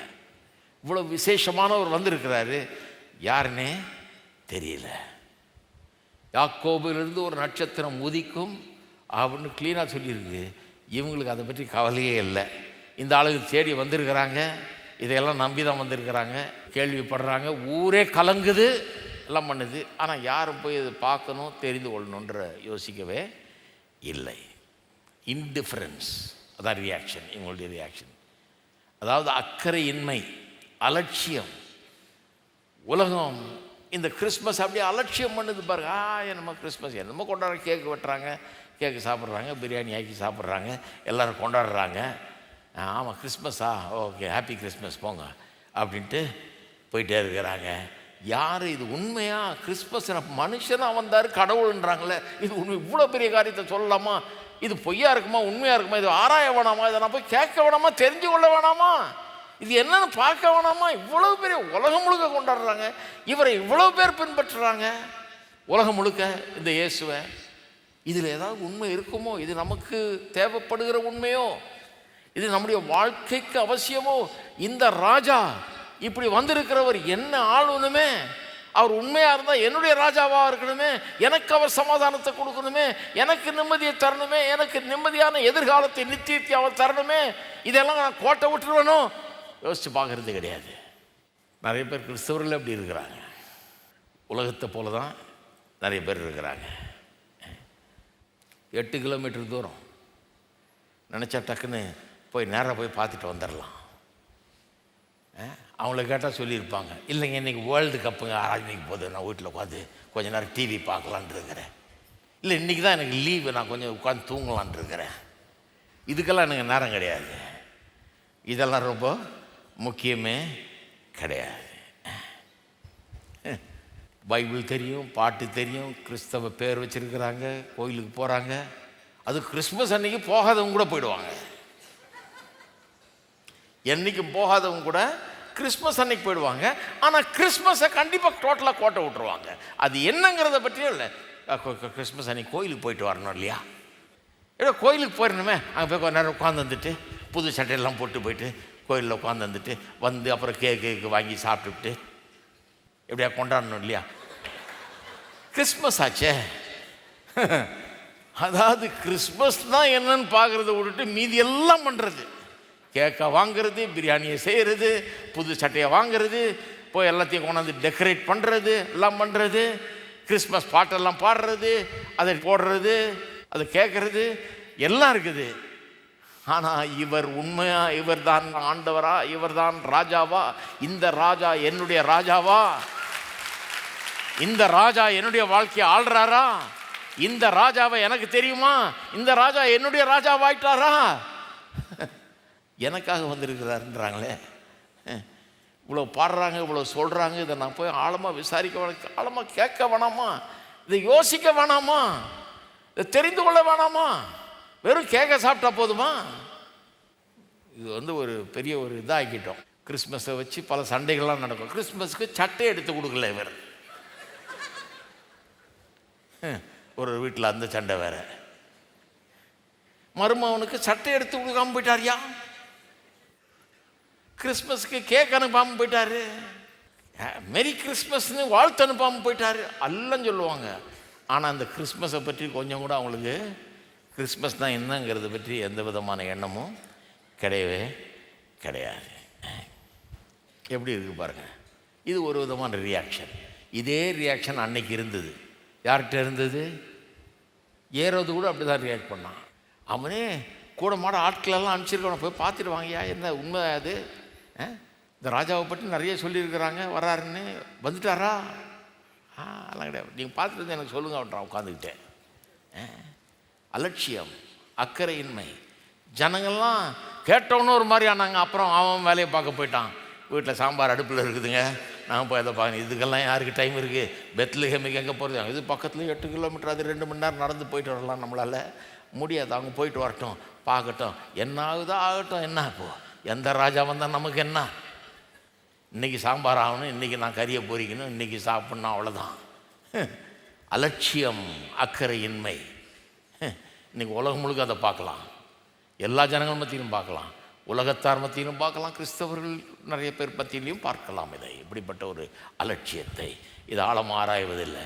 ரெண்டாவது ரியாக்ஷன் என்னன்னா ஹாஸ்டிலிட்டி, எதிர்ப்பு உணர்வு, பகைமை, வன்மம், வெறுப்பு, இதை காட்டுவது.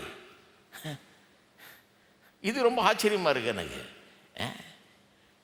ஏரோது அதைத்தான் காட்டுறான் பாருங்க. இவர் பிறந்திருக்கிறான்னு கேள்விப்பட்டவொன்னு அவனுக்குள்ள தந்திர புத்தி வேலை செய்து பாருங்க. பதவியை காப்பாற்றின்னு இவனுக்கு போட்டியாக யாரோ வந்துட்டு தான் நினைக்கிறான். வந்து என்கிட்ட சொல்லிட்டு போங்கன்றான். என்ன சொல்லிட்டு போனால் வசதியாக போய் அட்ரஸ் எல்லாம் வாங்கிட்டு போய் பார்த்து தூக்கிட்டு வந்துடலாம் இல்லையா, ஆளை ஒழிச்சு கட்டிடலாம் இல்லையா. அதுக்கு திட்டமிட, ஏன்னா ஒரு வெறுப்பு, ஒரு பகை உணர்வு, எதிர்ப்பு உணர்வு, வன்மம் உள்ள வேலை செய்யுது. நான் யோசித்து பார்க்குறேன், எதுக்கு இயேசுவை இப்படி எதிர்க்கிறார்கள், பகைக்கிறார்கள்? இவ்வளவு வன்மம், வெறுப்பு, பகை, எதிர்ப்புணர்வு ஏன் இயேசுவின் பேரில் மக்களுக்கு? இன்றைக்கி நிறைய பேர் கிளம்பியிருக்காங்க பாருங்கள். உலகம் முழுக்க பார்த்தீங்கன்னா பெரிய பெரிய ஆட்கள், பெரிய ஃபிலாசபர், சயின்டிஸ்ட்னு சொல்கிறவங்கெல்லாம், டேனியல் டெனட்னு ஒரு ஆள், ரிச்சர்ட் ஹாக்கின்ஸ்னு ஒரு ஆள், அப்புறம் கிறிஸ்டபர் ஹிச்சன்ஸ்னு ஒரு ஆள், இவங்கெல்லாம் கேள்விப்பட்டிருப்பீங்க. பிரமாதமாக இதை பற்றி அவங்கெல்லாம் ஏத்தியஸ்ட், அவங்களாம் இறை நம்பிக்கை இல்லாத ஆட்கள். அதில் குறிப்பாக இந்த கிறிஸ்துவை எதிர்த்து அவங்க போராடுறாங்க, எதிர்த்து பேசுகிறாங்க. எதுக்கு கிறிஸ்துவை எதிர்க்கிறாங்கன்றது ஆச்சரியமாக இருக்குது பாருங்க. அதில் ஒருத்தர் கிறிஸ்டபர் ஹிச்சன்ஸ்ன்றவர் ஒரு புக் எழுதியிருக்கிறாரு, காட் இஸ் நாட் கிரேட்டுன்னு. அந்த காடுன்றது சின்ன ஜி ஆகிட்டார், ஏன்னா அந்த காடு தான் கிடையாது. அதனால God is not great with a small G போட்டு ஒரு புக் எழுதிட்டாரு. அந்த புக்குக்கு சப்டைட்டில் என்ன தெரியுமா? How religion poisons everything. மதம் எப்படி எல்லாவற்றிலும் விஷத்தை பரப்புகிறது அப்படின்னு உள்ளே எழுதுறாரு. உள்ளே எழுதும்போது சொல்கிறாரு, பழைய ஏற்பாட்டை வாசித்து பாருங்க, அவ்வளோ பயங்கரமாக இருக்குது. காட்டு மிராண்டிகளின் ஒரு கலாச்சாரம் இது. பழைய ஏற்பாட்டில் சில இதெல்லாம் வருது இல்லையா, அதெல்லாம் புரிஞ்சுக்க முடியல பாருங்க. வெள்ளம் வந்தது, எல்லாரும் அழிஞ்சு போனாங்க, இதெல்லாம் வாசிக்கிறாங்கல்ல. வாசிக்கும் போது இது எப்படி கடவுள் எப்படி இதெல்லாம் செய்யலாம்? நான் கேட்குறேங்க, ஊரில் ஒரு கொள்ளை கும்பல் இருந்துக்கிட்டு வீடு வீடாக போய் கொன்னுக்கிட்டு அடிச்சுக்கிட்டு எல்லாத்தையும் பிடுங்கிக்கிட்டு சொத்தெல்லாம் பிடுங்கிக்கிட்டு பணத்தெல்லாம் பிடுங்கிட்டு நகையெல்லாம் பிடுங்கிட்டு இப்படி வன்முறையாளர்கள் அப்படி பண்ணிக்கிட்டு இருந்தாங்கன்னா, கவர்மெண்ட்டு பேசாத இருந்ததுன்னா நல்ல கவர்மெண்ட்டியா அப்படின்றீங்களா நீங்கள்? கவர்மெண்ட் இறங்கி போலீஸை கொண்டாந்து இராணுவத்தை கொண்டாந்து இவங்களெல்லாம் தூக்கி போட்டு கொண்டு போய் கோர்ட்டில் நிறுத்தி ஜட்ஜு இவங்களுக்கு இத்தனை பேரை கொண்டு இருக்கியா, நீ இவ்வளோ அநியாயமாக பண்ணியிருக்கிறியா, இந்த வயசானவங்களெல்லாம் கொண்டு இருக்கியா, ஒரு பாவம் அந்த பிள்ளையெல்லாம் கொண்டு இருக்கியா, நீ உயிரோடு இருக்கக்கூடாது, சாகுன்னு சொல்லி அவனுக்கு தூக்கு தண்டனை கொடுத்தா நம்மெல்லாம் கை தட்டுவோம். இதுதான் அரசாங்கம், இதுதான் நியாயம், இதுதான் நீதி, இதுதான் தேவைன்னு சொல்லுவோம். நம்ம கடவுள் செஞ்சா அது எப்படி கடவுள் செய்யலாம்? அவர் நல்ல கடவுளான்னா நம்ம என்ன பண்ண, நல்ல கடவுளுங்க, அதனால தான் செய்கிறாரு. நல்ல கடவுள், நல்ல கடவுள், அதனால தான் செஞ்சார். நல்ல கடவுள், அதனால தான் பாருங்கள் சிலர்லாம் அந்த நரகம்லாம் சொல்கிறதெல்லாம் பிடிக்காது, அதெல்லாம் நம்புறது இல்லை. நான் கேட்குறேன், நரகம்னு ஒன்று இல்லைன்னா அப்போ இன்றைக்கி அக்கிரமம் பண்ணுறவன், அநியாயம் பண்ணுறவன், கொலைகாரன், பல தீமைகளை செய்து பலருடைய வாழ்க்கையை அழித்து நாசமாக்குனவர்களுக்கெல்லாம் ஒரு நீதி என்றைக்குமே நடக்காதா? அவங்கெல்லாம் அப்படியே வாழ்ந்து முடிச்சுட்டு தப்பிச்சுட்டு போயிட்டே இருப்பாங்களா? அவங்க யாருக்கும் பதில் சொல்ல வேண்டியதே இல்லையா? என்ன உலகம் இது? என்ன ஆர்டர் இது? எப்படிப்பட்ட கடவுள் இதெல்லாம் உண்டாக்கி வச்சிருக்கிறாரு? கடவுள்னு ஒருத்தர் இருந்து அவர் தான் அந்த உலகத்தை உண்டாக்கி மனுஷனை உண்டாக்கி வச்சிருந்தாருன்னா அவர் நியாயம் தீர்க்கிறவராக இருக்க வேணும், நீதி செய்கிறவராக இருக்க வேணும். நீதி செய்வார் என்பதுதான் வேதவசனத்தின் போதனை. செய்வார் நீதி, அவருக்கு உரிமை இருக்குது. நிச்சயமா நீதி செய்வார். ஆனால் இவங்களுக்கு அது புரியல பாருங்க. இதெல்லாம் நடக்கிறது நல்ல கடவுள் தீமையானவர், என்னைய கடவுள் இது, எப்பேற்பட்ட கடவுளாக இருப்பார் இவர் அப்படின்னு அவர் எழுதுகிறார். பழைய ஏற்பாட்டில் பார்த்தீங்கன்னா அவ்வளவு நைட்மேர் ஆஃப் த ஓல்ட் டெஸ்டமெண்ட்ன்றார், பயங்கரம் அப்படிங்கிறார். புதிய ஏற்பாடு போனீங்கன்னா அது பழைய ஏற்பாட்டு பயங்கரத்தை காட்டிலும் இன்னும் அதிகமாக இருக்குதுன்றார். புதிய ஏற்பாட்டு டீச்சிங்ஸ் எல்லாம் வாசிட்டு என்ன ஒரு இது பாருங்க. இவ்வளோ புத்திசாலியான ஆள், நல்லா படித்த ஆள், பெரிய ஆள், அவர் இதையெல்லாம் சொல்கிறார். 4 சுவிசேஷங்கள் இருக்கிறது, ஒருத்தரும் 4 பேரும் எதையுமே ஒத்துக்கிறது இல்லை, ஒத்து போகிறதே கிடையாது, எல்லாம் வித்தியாசமாக எழுதுகிறாங்கன்றார். எங்கே வித்தியாசம்? யாராவது அந்த சிலுவையின் மரணத்தை முக்கியம் இல்லைன்னு யாராவது 4 பேரில் யாராவது எழுதியிருக்காங்களா? அதில் எவ்வளோ ஒற்றுமை இருக்குதுன்னு பாருங்கள். பைபிளே வாசிக்கிறது இல்லை, பைபிளை புரிஞ்சுக்கிறதும் இல்லை, புரிஞ்சிக்க வேண்டிய விதத்தில் புரிஞ்சுக்கிறது இல்லை, எழுதுகிறாங்கண்ணா. இவங்க ஏன் அப்படி எழுதுகிறாங்கன்னு நான் யோசித்து பார்த்தது உண்டு. ஏன் இவ்வளோ வன்மம் எதுக்கு, இவ்வளோ வெறுப்பு என்னத்துக்கு, இவ்வளோ பகை உணர்வு என்னத்துக்கு? இந்த இயேசு என்னையா பண்ணார்? உங்களை என்ன பண்ணார்? உங்களை எதாவது பண்ணிட்டாரா? உங்களுக்கு எதாவது தீமை பண்ணாரா? அநியாயம் பண்ணாரா? அவர் பாவம் செய்யவும் இல்லை, வாயில் வஞ்சனை இருந்ததில்லைன்றாங்க, வையப்படும் போது வையாமலும், பாடுபடும் போது பயமும். இப்படிப்பட்ட இயேசு இந்த உலகத்தில் வந்தவர் என்னைக்காவது அவர் எவருக்காவது தீமை செஞ்சிருக்கிறாரா? சுற்றி திரிந்து நன்மை செய்கிறவராய் சுற்றி திரிந்தார்னு வேதம் சொல்லுதுங்க. அப்புறம் ஏன் இவரை எதிர்க்கணும்? அவரை கடைசியில் சிலுவையில் அரைஞ்சாங்க பாருங்க, அதை மாதிரி ஒரு அநியாயம் உலகத்தில் கிடையவே கிடையாது. என்ன தப்பு செஞ்சார் அவர்? யாராலையும் சொல்ல முடியல. என்ன தப்பு? எதுக்காக சிலுவை மரணம்? இருக்கிறதுலே கடினமான ஒரு தண்டனை அவருக்கு. சும்மா சிறை தண்டனை கிடையாதுங்க, இருக்கிறதுலே கடினமான தண்டனை. அதை கொடுக்கவனும் கேட்டவர்கள் எவ்வளோ பெரிய அயோக்கியர்களாக இருந்திருப்பாங்க. அவங்க கேட்டதுனால கொடுத்த ரோம அரசாங்கம் எவ்வளோ கேவலமானதாக இருந்திருக்கும். அவருடைய நீதி நியாயம்லாம் எந்த நிலையில் இருக்குன்னு பாருங்கள். சுத்த அநியாயம், நடந்த அநியாயங்களிலே பெரிய அநியாயம். பாவம் அறியாத பாவம் செய்யாத இவரை எடுத்து சிலுவையில் அறைந்தார்கள். எவ்வளோ அக்கிரமம் பாருங்கள். ஏன் அப்படி செய்கிறாங்க? இந்த இயேசு என்ன பண்ணிட்டாருங்க? எந்த தீமையும் செய்யலை. அவர் போய் எல்லாருக்கும் சோகம் கொடுக்குறாரு, பிரசங்கம் பண்ணுறாரு, நல்ல காரியங்களை அறிவிக்கிறாரு, நல்லா வாழ சொல்கிறாரு, நல்ல காரியங்களை சொல்கிறார். ஏன் இவரை கொலை செய்ய வேணும்? ஏன் சிலுவையில் அரைஞ்சி நிர்வாணமாக தொங்க விட்டு அவரை கொலை, அப்படி ஒரு கேவலப்படுத்தி ஒரு மனுஷனை கொலை செய்யணுமா? ஏன் அப்படி அவருக்கு எதிராக இருக்கணுமா? ஏன்? அது ஆராய்ஞ்சு பார்த்தீங்கன்னா அதுக்கு பதில் என்னன்னு இதை பலர் ஆராய்ஞ்சிருக்கிறாங்க. நம்முடைய உள்ளங்களும் அந்த கேள்வியை கேட்குது இல்லையா? ஏன் இந்த இயேசுவின் பேரில் அவ்வளோ வெறுப்பு? உலகம் முழுக்க ஏன் இந்த இயேசுவின் பேரில் அவர் சொன்ன காரியங்கள் மேலே இவ்வளோ பெரிய வெறுப்பு, ஒரு பகை உணர்வு, ஒரு வெறுப்பு? ஏன்? அது என்ன சொல்கிறாங்க ஏன்னு சொன்னால், an intelligent person only attacks what he knows to be a real threat to his way of thinking. ஒரு புத்திசாலியான மனுஷன் அவன் தான் எண்ணுகிற விதத்திற்கு ஆபத்து ஏற்படும்னு நினைக்கும் போது தான் அதை எதிர்க்கிறான். தான் எண்ணுகிற விதத்தை யாரோ எதிர்க்கிறாங்கன்னு நினைக்கும் போது அதை எதிர்க்கிறான். And more importantly his way of living, எண்ணுகிற விதத்தை மாற்றி ஒருவர் பிரசங்கம் பண்ணுறாரு, அதை எதிர்த்து பிரசங்கம் பண்ணுறாருன்றது மட்டும் இல்லை, வாழுகிற விதத்தையே தப்புன்றாரு. அப்படின்னும் போது அவரை எதிர்க்கிறார்கள். வாழுகிற விதத்தை தப்புன்றாருன்னொன்னே எதிர்ப்பு. இதுதான் பிரச்சனைங்க. அதுதான் ஏரோதனுடைய பிரச்சனை. அவன் வாழுகிற விதமே தப்பு. யோவான் ஸ்நானகன் எதுக்கு தலையை சீவி அவனை கொன்னாங்க? இப்போ இன்னொரு ஹேரோது அவன் ஏன் கொன்னான்? அவன் சொன்னான், சகோதரனுடைய மனைவி அவன் வச்சுக்கிட்டு இருந்தான். யோவான் ஸ்நானகன் சொல்லிட்டான், உன்னுடைய சகோதரனுடைய மனைவியை நீ வைத்துக் கொள்வது நியாயம் அல்ல. அது பிடிக்காம தான் தலையை சீவினாங்க. யோவான் ஸ்நானகன் திருடனா, கொள்ளைக்காரனா, அவர் யாரையாவது கொலை பண்ணாரா? அவனு கிடையாது. சகோதரியின் மனைவியை நான் வச்சு கொள்வேன்றான். அவன் சொல்கிறான், அது நியாயம் இல்லை, சரியில்லையா, கடவுளுடைய பார்வையில் சரி, யூதருக்கு ராஜாவாக இருக்கணும்னு சொல்கிறான். நீ சரி கிடையாது, நீ பண்ணுறது தப்பு, இது பாவம், வேதம் அதை அனுபவிப்பதில்லை, விபச்சாரம் செய்யாதிருப்பாயான்னு சொல்லியிருக்குது, பண்ணாததுன்றான். அது பிடிக்கல பாருங்க. இவனை ஒழிச்சு கட்டி, ஏன்னா இவன் ஒரு வாய்ஸ் சொல்லிகிட்டே இருப்பான் இல்லையா, அதை உணர்த்திக்கிட்டே இருப்பான் இல்லையா, அதனால தான் கொண்டாங்க. இயேசு எதுக்கு கொண்டாங்க? இயேசுவே அதுக்காக தான் கொண்டாங்க. அவருடைய பிரசன்னமே ஒளியை கொண்டு வந்தது.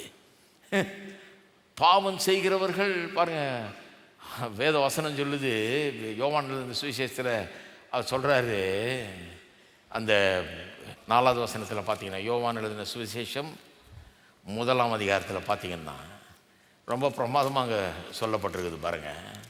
அவருக்குள், இயேசுவை பற்றி சொல்லுது, அவருக்குள் ஜீவன் இருந்தது, அந்த ஜீவன் மனுஷருக்கு ஒளியாக இருந்தது. அந்த ஒளி இருளிலே பிரகாசிக்கிறது, இருளானது அதை பற்றி கொள்ளவில்லை. ஒளி வந்து இருளில் பிரகாசித்த உடனே இந்த இருளிலே வாழ விரும்புகிற, பாவத்தை செய்து கொண்டு வாழுகிறவர்களுக்கு அதை பற்றி கொள்ள இஷ்டம் இல்லை. லைட் ஆஃப் பண்ணியான்றான். லைட் ஆஃப் பண்ணால் தானே இவன் செய்கிறது செய்ய முடியும், லைட்டை போட்டுக்கிட்டு செய்ய முடியாத. இதெல்லாம் ஒளி வருது, இவர் ஒளி வேணாம், ஒளியை தூக்கி சிலுவையில் இருள் தான் எனக்கு வேணும், இருள் தான் பிடிக்குது. இருளை அவர்கள் விரும்பினார்கள். ஏன்னா ஒளி அவர்களுக்கு பிரச்சனை. ஒளி இவங்க எவ்வளோ பாவின்றதை காட்டி கொடுத்துருது. அதுதான் பிரச்சனை பாருங்க. ஏரோதனுடைய பிரச்சனையும் அதுதான். அவன் மொத்தமாக இருளில் இருக்கிற ஒரு பெரிய பாவி, அக்கிரமக்காரன், பதவி வெறி பிடித்த கொலைகாரன். அவனுக்கு இந்த ஒளி பிடிக்கல பாருங்கள். இந்த ஒளி உலகத்துக்குள்ளே வந்துருச்சுன்னு ஒன்று, அது எப்படியா ஒழிச்சிடணும். அந்த ஊரில் இருக்கிற அத்தனை பிள்ளைகளையும் கொண்டாலும் சரி, இந்த ஒரு பிள்ளையை ஒழிக்கிறதுக்காக அத்தனை பிள்ளையும் கொள்றதுக்கு ரெடின்னு சொல்லி அவன் கிளம்புறான். அவ்வளோ பெரிய ஒரு எதிர்ப்பு. ஆனால் கர்த்தர் பார்த்துட்டு இருக்கிறார் பாருங்கள். அவன் எதிர்கொள்கிறான்னா, இந்த ராஜா வந்தால் நம்ம காரியம் நடக்காது, நம்ம வழி நடக்காது அப்படின்னு. ரெம்பிராண்ட்ங்கிற ஒரு பெரிய ஓவியர் இருந்தார், நீங்களாம் கேள்விப்பட்டிருக்கீங்க இல்லையா? 1635ஆவது ஆண்டு அவர் ஒரு சித்திரத்தை வரைந்தார், ஒரு ஓவியத்தை வரைந்தார். அதுக்கு பேர் வந்து பெல்ஷசார்ஸ் ஃபீஸ்ட், பெல்ஷசாருடைய விருந்துன்னு. தானியேல் 5ஆம் அதிகாரத்தின் அடிப்படையில் வரையப்பட்ட ஓவியம், ரொம்ப புகழ்பெற்ற ஒரு ஓவியம். அந்த ஓவியம் எதை பற்றியது? 5ஆம் அதிகாரத்தில் தானியேல் என்ன சொல்லியிருக்கிறது? பெல்ஷசார்ங்கிறவன் வந்து நேபுகாத்நேசருடைய மகன். அவன் ஆண்ட காலத்தில் 1000 பேருக்கு விருந்து பண்ணி எல்லாரையும் கூப்பிட்டு அவரெல்லாம் மதுபானம் குடித்தாரலாம். இவன் மதுபானம் குடிச்சிருக்கிறான். அவனை சேர்ந்த அதிகாரிகள் எல்லாம் சேர்ந்து மதுபானம் குடிச்சிருக்காங்க. குடிச்சிட்டு இருக்கும்போது ஒரு காலகட்டத்தில் அவனுக்கு ஞாபகம் வந்தது, அப்பா வந்து எருசலேமில் தேவாலயத்திலேருந்து அந்த பண்ட பாத்திரங்கள்லாம் கொண்டாந்தார் இல்லையா, தேவாலயத்தில் ஆராதனைக்காக பயன்படுத்தப்படுகிற அந்த வெசல்ஸ் எல்லாம் கொண்டர சொல்லி, வேணுங்க கடவுளை இழிவுபடுத்த வேணும்னு சொல்லி, கேவலப்படுத்தணும்னு சொல்லி, நிந்திக்கணும்னு சொல்லி அந்த பாத்திரங்களெல்லாம் கொண்டாட சொல்லி எல்லாரும் அதில் மதுபானம் குடித்தார்களாம். இவனும் இவனுடைய மனைவியும் வைப்பாட்டிகளும் அப்படியே சொல்லியிருக்குது. எல்லாரும் மதுபானம் குடிக்கிறதுக்காக அதை பயன்படுத்தி தேவனை இழிவுபடுத்தியிருக்கிறான். அவன் அப்படி பண்ணி கொண்டே இருக்கும்போது செவுத்தில் ஒரு வெளிச்சம், அந்த வெளிச்சத்தில் ஒரு கை விரல் காணப்பட்டு அங்கே ஒன்று எழுதப்படுகிறது, மெனே மெனே தெக்கல் உபார்சின் அப்படின்னு எழுதப்படுகிறது. பார்த்து மிரள்றான். அந்த சீன் நீங்கள் விக்கிபீடியாவில் போய் பாருங்கள், பெல்ஷசார் ஃபீஸ்ட்ன்றது அந்த படம் அப்படியே இருக்குது. அதில் அதை பயங்கரமாக சித்தரிச்சிருக்கிறாரு. அதனால தான் அது ரொம்ப பாப்புலர் படம். எப்படி சித்தரிச்சிருக்காருன்னா, இந்த செவுத்தில் வெளிச்சம் தெரியுது, அந்த எழுத்துக்கள் மேலே வெளிச்சம் தெரியுது, இவன் மேலே, இவன் முகத்து மேலே வெளிச்சம் தெரியுது. இவன் மிரண்டு போய் எந்திரிச்சு நின்று அந்த வெளிச்சத்தை மறைக்க பார்க்குறான். அப்படி வரைஞ்சிருக்கிறாரு அவர். அதனுடைய அர்த்தம் என்னன்னு கேட்குறதுக்கு தானியேலில் கொண்டாடுறாங்க. தானியேல் சொல்கிறான், உங்கள் ஆட்சி முடிய போகுதுன்னு சொல்ல விரும்புகிறார் கர்த்தர். அதுதான் செவுத்தில் எழுதி, அதுலேருந்து தான் அந்த சேயிங் வந்தது, த ரைட்டிங் ஆன் த வால்னுவாங்க. ஒருவனுடைய வீழ்ச்சி உண்டாக போகிறதுன்றதை சொல்கிறத ஒரு சேயிங், ஒரு பழமொழி மாதிரி ஆயிடுச்சு. ரைட்டிங் ஆன் த வால்னு அங்கேருந்து வந்தது தான் அது. செவுத்தில் எழுதியாச்சு, கடவுள் எழுதிட்டார், உன் ஆட்சிக்கு முடிவு வந்துருச்சு, உன் நாட்டை ரெண்டாக உடச்சி கொஞ்சத்தை மீதியருக்கும் இன்னொரு பாதியை பெர்சியருக்கும் ஆண்டவர் தர போகிறாரு.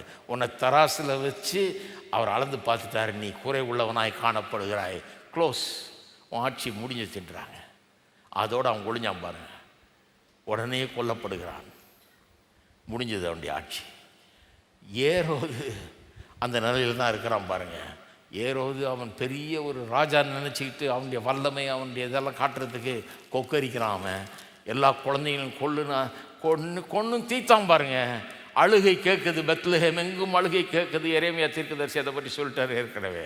ஆனால் 2ஆம் சங்கீதம் அதை பற்றி சொல்லும்போது எப்படி சொல்லுது பாருங்க, இந்த ராஜா எப்படி வருவார், ஏன் இந்த பூமியில் உள்ள ராஜாக்கள்லாம் ஏன் கொக்கரிக்கிறார்கள்ன்றதை சொல்லும்போது 2ஆம் சங்கீதம் இப்படி சொல்லுது, ஜாதிகள் கொந்தளித்து ஜனங்கள் விருதா காரியத்தை சிந்திப்பானேன்.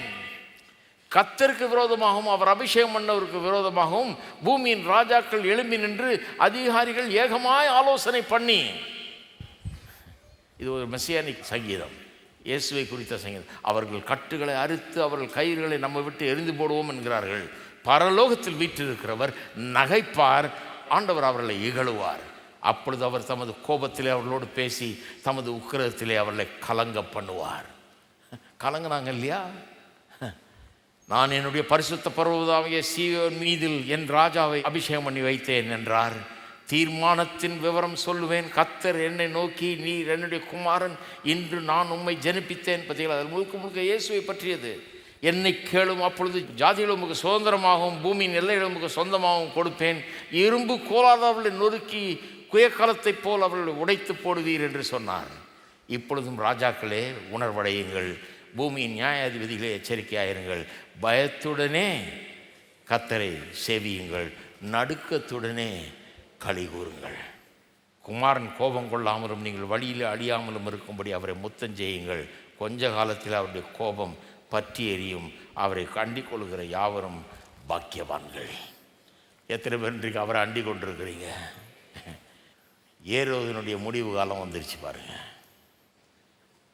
அவனுடைய ரியாக்ஷன் ஆஃப் ஹாஸ்டிலிட்டி, வன்மம், வெறுப்பு, பகை, எதிர்ப்புணர்வு.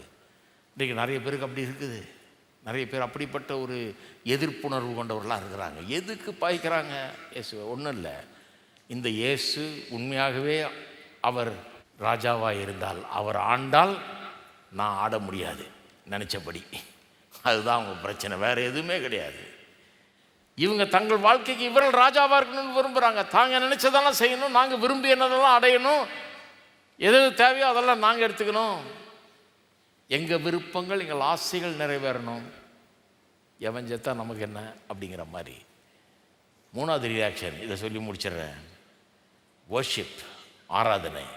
இதுதான் இந்த சாஸ்திரிகள் செய்த ரியாக்ஷன், இவர்கள் கொடுத்த ரியாக்ஷன். இதுதான் நம்ம கொடுக்க வேண்டிய ரியாக்ஷன். இதுக்கு இந்த இயேசுவின் பிறப்புக்கு நம்ம கொடுக்க வேண்டிய ரியாக்ஷன் என்ன? யார் பிறந்திருக்கிறார்னு தெரிஞ்சுக்கிட்டு, எப்பேற்பட்டவர் வந்து இந்த பூமிக்குள்ளே வந்து நுழைஞ்சிருக்கிறார்னு தெரிஞ்சால் நாம் அவரை ஆராதிப்போம், இகழ மாட்டோம், பயக்க மாட்டோம், வெறுக்க மாட்டோம், அக்கறை இல்லாமல் இருக்க மாட்டோம், அலட்சியம் பண்ண மாட்டோம், அவரை ஆராதிப்போம். மத்தேயு 2:11 இந்த சாஸ்திரியை பற்றி சொல்லும்போது அங்கே நாம் வாசிக்கிறோம், அவர்கள் அந்த வீட்டுக்குள் பிரவேசித்து பிள்ளையையும் அதன் தாயாகிய மரியாளையும் கண்டு சாஷ்டாங்கமாய் விழுந்து அதை பணிந்து கொண்டு தங்கள் பொக்கிஷங்களை திறந்து பொன்னையும் தூப வர்க்கத்தையும் வெள்ளைப்போளத்தையும் அதற்கு காணிக்கையாக வைத்தார்கள். பொன் வந்து ராஜாக்களுக்கு கொடுக்கப்பட வேண்டிய ஒரு காரியம். தூப வர்க்கம்ங்கிறது அது ஒரு மாதிரி ஃப்ராங்கன்சன்ஸ்ன்னு சொல்லுவாங்க, அது ஒரு மாதிரி புகை விடுறது பாருங்கள், அந்த ஒரு வாசனை. இது அது வந்து ஆராதனையில் செய்கிறது, ப்ரீஸ்ட்ஸ் பயன்படுத்துகிற ஒன்று. ப்ரீஸ்ட் யார்? ஜனங்களை தேவனிடத்தில் கொண்டு வந்து சேர்க்கிறவன். வெள்ளைப்போளம்ங்கிறது மரித்தவருடைய சரீரத்தை எம்பாம் பண்ணும்போதெல்லாம் யூஸ் பண்ணுறது, நல்ல வாசனை திரவியம் போன்றது, எல்லாம் விலையேறப்பெற்ற பொருட்கள்.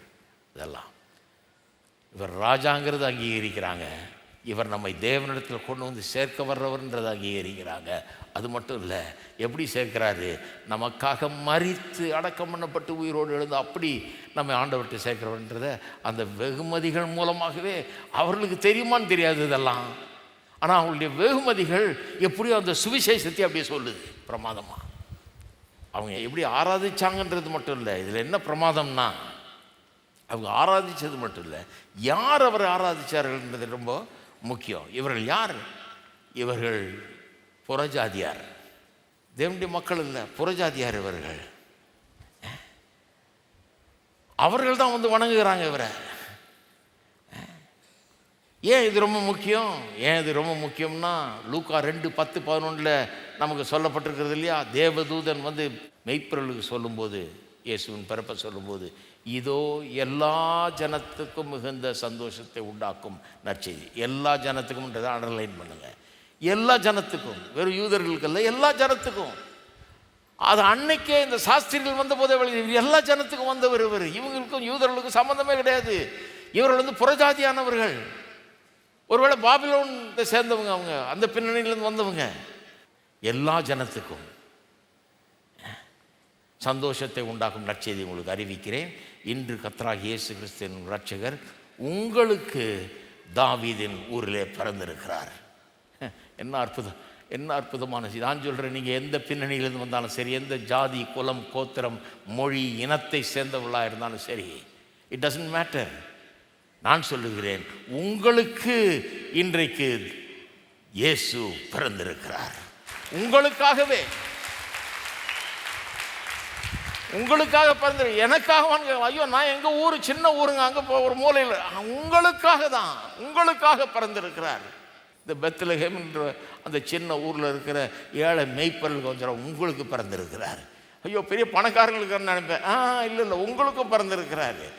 இந்த சாஸ்திரிகள்லாம் பெரிய பணக்காரங்களாக இருப்பாங்க போல இருக்கு. அதனால தான் பொன், தூப வர்க்கம், வெள்ளை பொருள்லாம் கொண்டு வந்தாங்க.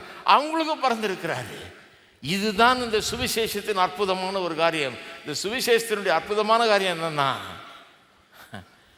ஏழை பணக்காரன், படித்தவன் படிக்காதவன், ஞானி ஞானம் இல்லாதவன், பேதையாக இருக்கிறவன், எல்லாருக்காகவும் வந்து பிறந்திருக்கிறார். அதுதான் இந்த சுவிசேஷத்தினுடைய அற்புதம். அது மட்டும் இல்லை, இவர்கள் புறஜாதிகள் மட்டும் இல்லை, இவருடைய தொழிலை பார்த்தா அது தேவன் அப்ரூவ் பண்ணுற தொழிலாகவே தெரில. இவங்க வந்து இந்த ஜோசியம் பார்க்குறதும், இந்த குறி சொல்கிறது, இந்த மாதிரி டைப்பில் இருப்பாங்க போல இருக்குது. சில மாயவித்தை அந்த மாதிரிலாம் அதிலெல்லாம் சம்மந்தப்பட்ட அப்படிப்பட்ட ஆட்களாக இருப்பாங்க போல இருக்குது. அதெல்லாம் பண்ணக்கூடாதுன்னு தான் வேதம் போதிக்கிறது.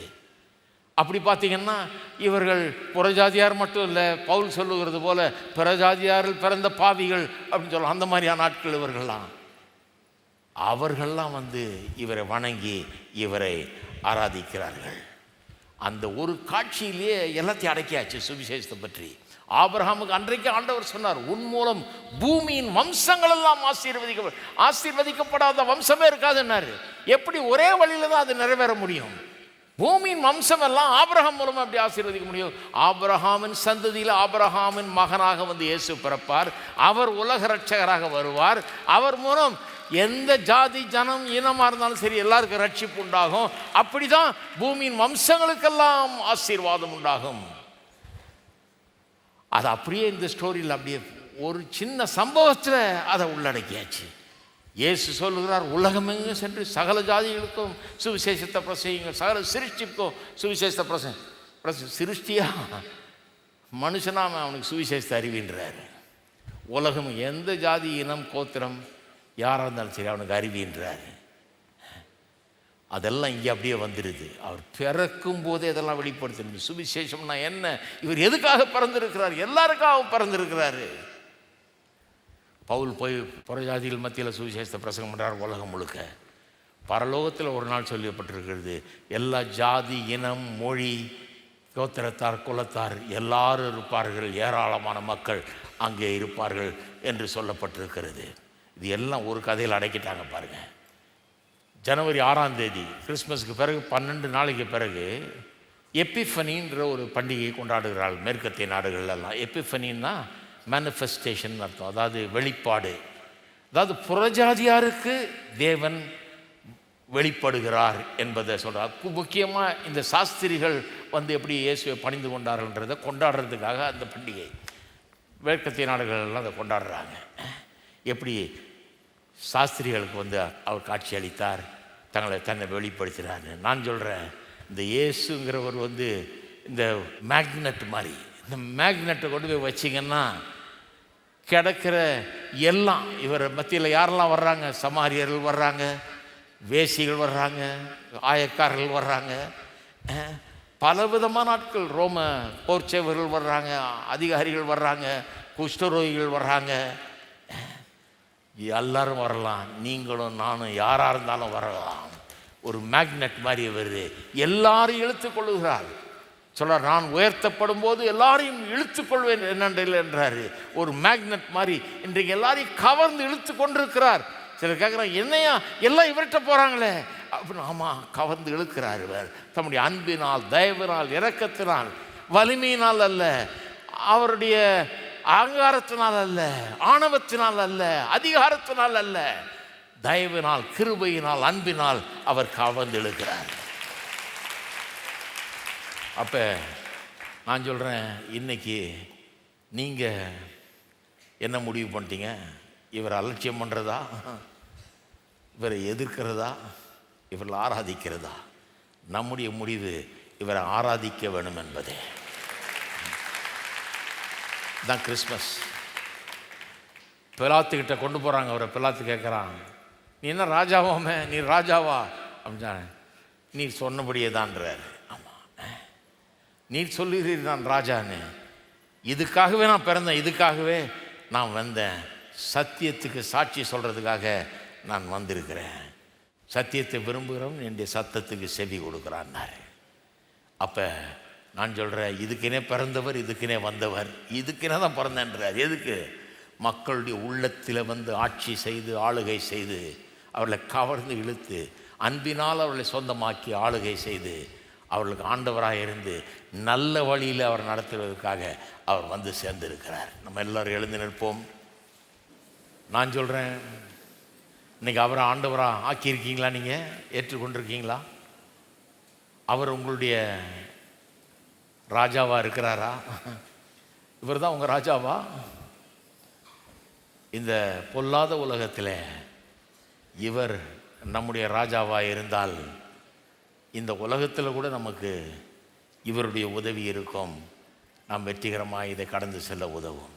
நான் சொல்கிறேன், இன்றைக்கி ஒருவேளை இவர் உங்களுடைய ராஜான்னு நீங்கள் அங்கீகரிக்கலைன்னா, ஏற்றுக்கொள்ளலைன்னா, இந்நாள் வரைக்கும் அதை செய்யலைன்னா, இன்றைக்கி உங்களுடைய மனதை திறவுங்கள், உள்ளத்தை திறவுங்கள். இயேசு ராஜாவே என்னை ஆண்டு கொள்ளும், என்னுடைய ஆண்டவராக, என்னுடைய இரட்சகராக, என்னுடைய ராஜாவாக இன்று முதல் இரும். உம்முடைய சத்தத்தை நான் கேட்பேன், உம்முடைய வழியை பின்பற்றுவேன், உம்முடைய அதிகாரத்தின் கீழ் நான் வாழ விரும்புகிறேன்னு சொல்லுங்கள். அவர்கிட்ட வாங்க, இந்த ராஜ்யத்துக்குள்ளே வாங்க. தேவனுடைய ராஜ்யம் இன்றைக்கு அவர் மூலமாக வந்திருக்கிறது. எல்லாரும் கரங்களை உயர்த்தி கர்த்தரை ஸ்தோத்தரிப்போம். ஸ்தோத்திரங்க தாவே, துதிக்கிறோம், ஸ்தோத்தரிக்கிறோம். இந்த காலை வேளையில் இந்த வார்த்தையை கேட்டு இந்த மக்களை ஆசீர்வதிப்பீராக. இந்த கிறிஸ்மஸ் ரொம்ப விசேஷமானது. மெய்யாகவே இந்த கிறிஸ்மஸ் மூலமாக எத்தனை செய்திகள், எவ்வளவு காரியங்கள், சத்தியங்கள் எங்களுக்கு வெளிப்படுத்தப்படுகிறது என்பதை நாங்கள் எண்ணி பார்க்கிறோம். நீர் அற்புதமான ராஜா. இந்த உலகத்தில் எங்களுக்காக எல்லாவற்றையும் செய்திருக்கிற ராஜா, செய்து கொண்டிருக்கிற ராஜா, எங்களுக்கு போதுமான ராஜா நீர். உம்முடைய ராஜ்யத்திலே எல்லாம் நிறைவாய் கொடுக்கப்படுகிறது. தேவனுடைய ராஜ்யத்தின் நீதி முதலாவது தேடுங்கள், அப்பொழுது எல்லாம் கூட கொடுக்கப்படும் என்று சொல்லியிருக்கிறது. இன்றைக்கு கஷ்டப்படுகிறவர்கள், துன்பப்படுகிறவர்கள், வேதனையில் இருக்கிறவர்கள், சமாதானம் இல்லாமல் இருக்கிறவர்கள் இந்த தேவனுடைய ராஜ்யத்தை தேடி வரட்டும், இவருடைய ஆளுகையை தேடட்டும். ஆண்டவரே, உம்முடைய ஆளுகைக்குள்ளாக வரட்டும். மற்ற எல்லாம் அவர்கள் தேடுகிற, நாடுகிற எல்லாம் அவர்கள் கொடுக்கப்படும் என்பதை அறிந்து வரட்டும். எல்லாவற்றையும், எல்லா நல்ல காரியங்களையும் பெற்றுக்கொள்ளட்டும். அவள் ஆசீர்வதிப்பீராக. இந்த கிறிஸ்மஸ் தினம் மட்டுமல்ல, இனி ஒவ்வொரு நாளும் கிறிஸ்மஸ் கொண்டாட்டமாக இருக்கட்டும். இயேசு எனக்காக வந்தார் என்பதை கொண்டாடுகிற நாட்களாக இருக்கட்டும். ஜனங்களை ஆசீர்வதிப்பீராக. இயேசுவின் நாமத்திலே ஜெபிக்கிறோம், ஆமென். நம்முடைய கர்த்தராகிய இயேசு கிறிஸ்துவின் கிருபையும், பிதாவாகிய தேவனுடைய அன்பும், பரிசுத்த ஆவியானவருடைய ஐக்கியம் நம் அனைவரோடும் இன்றைக்கும் என்றைக்கும் இருப்பதாக. ஆமென்.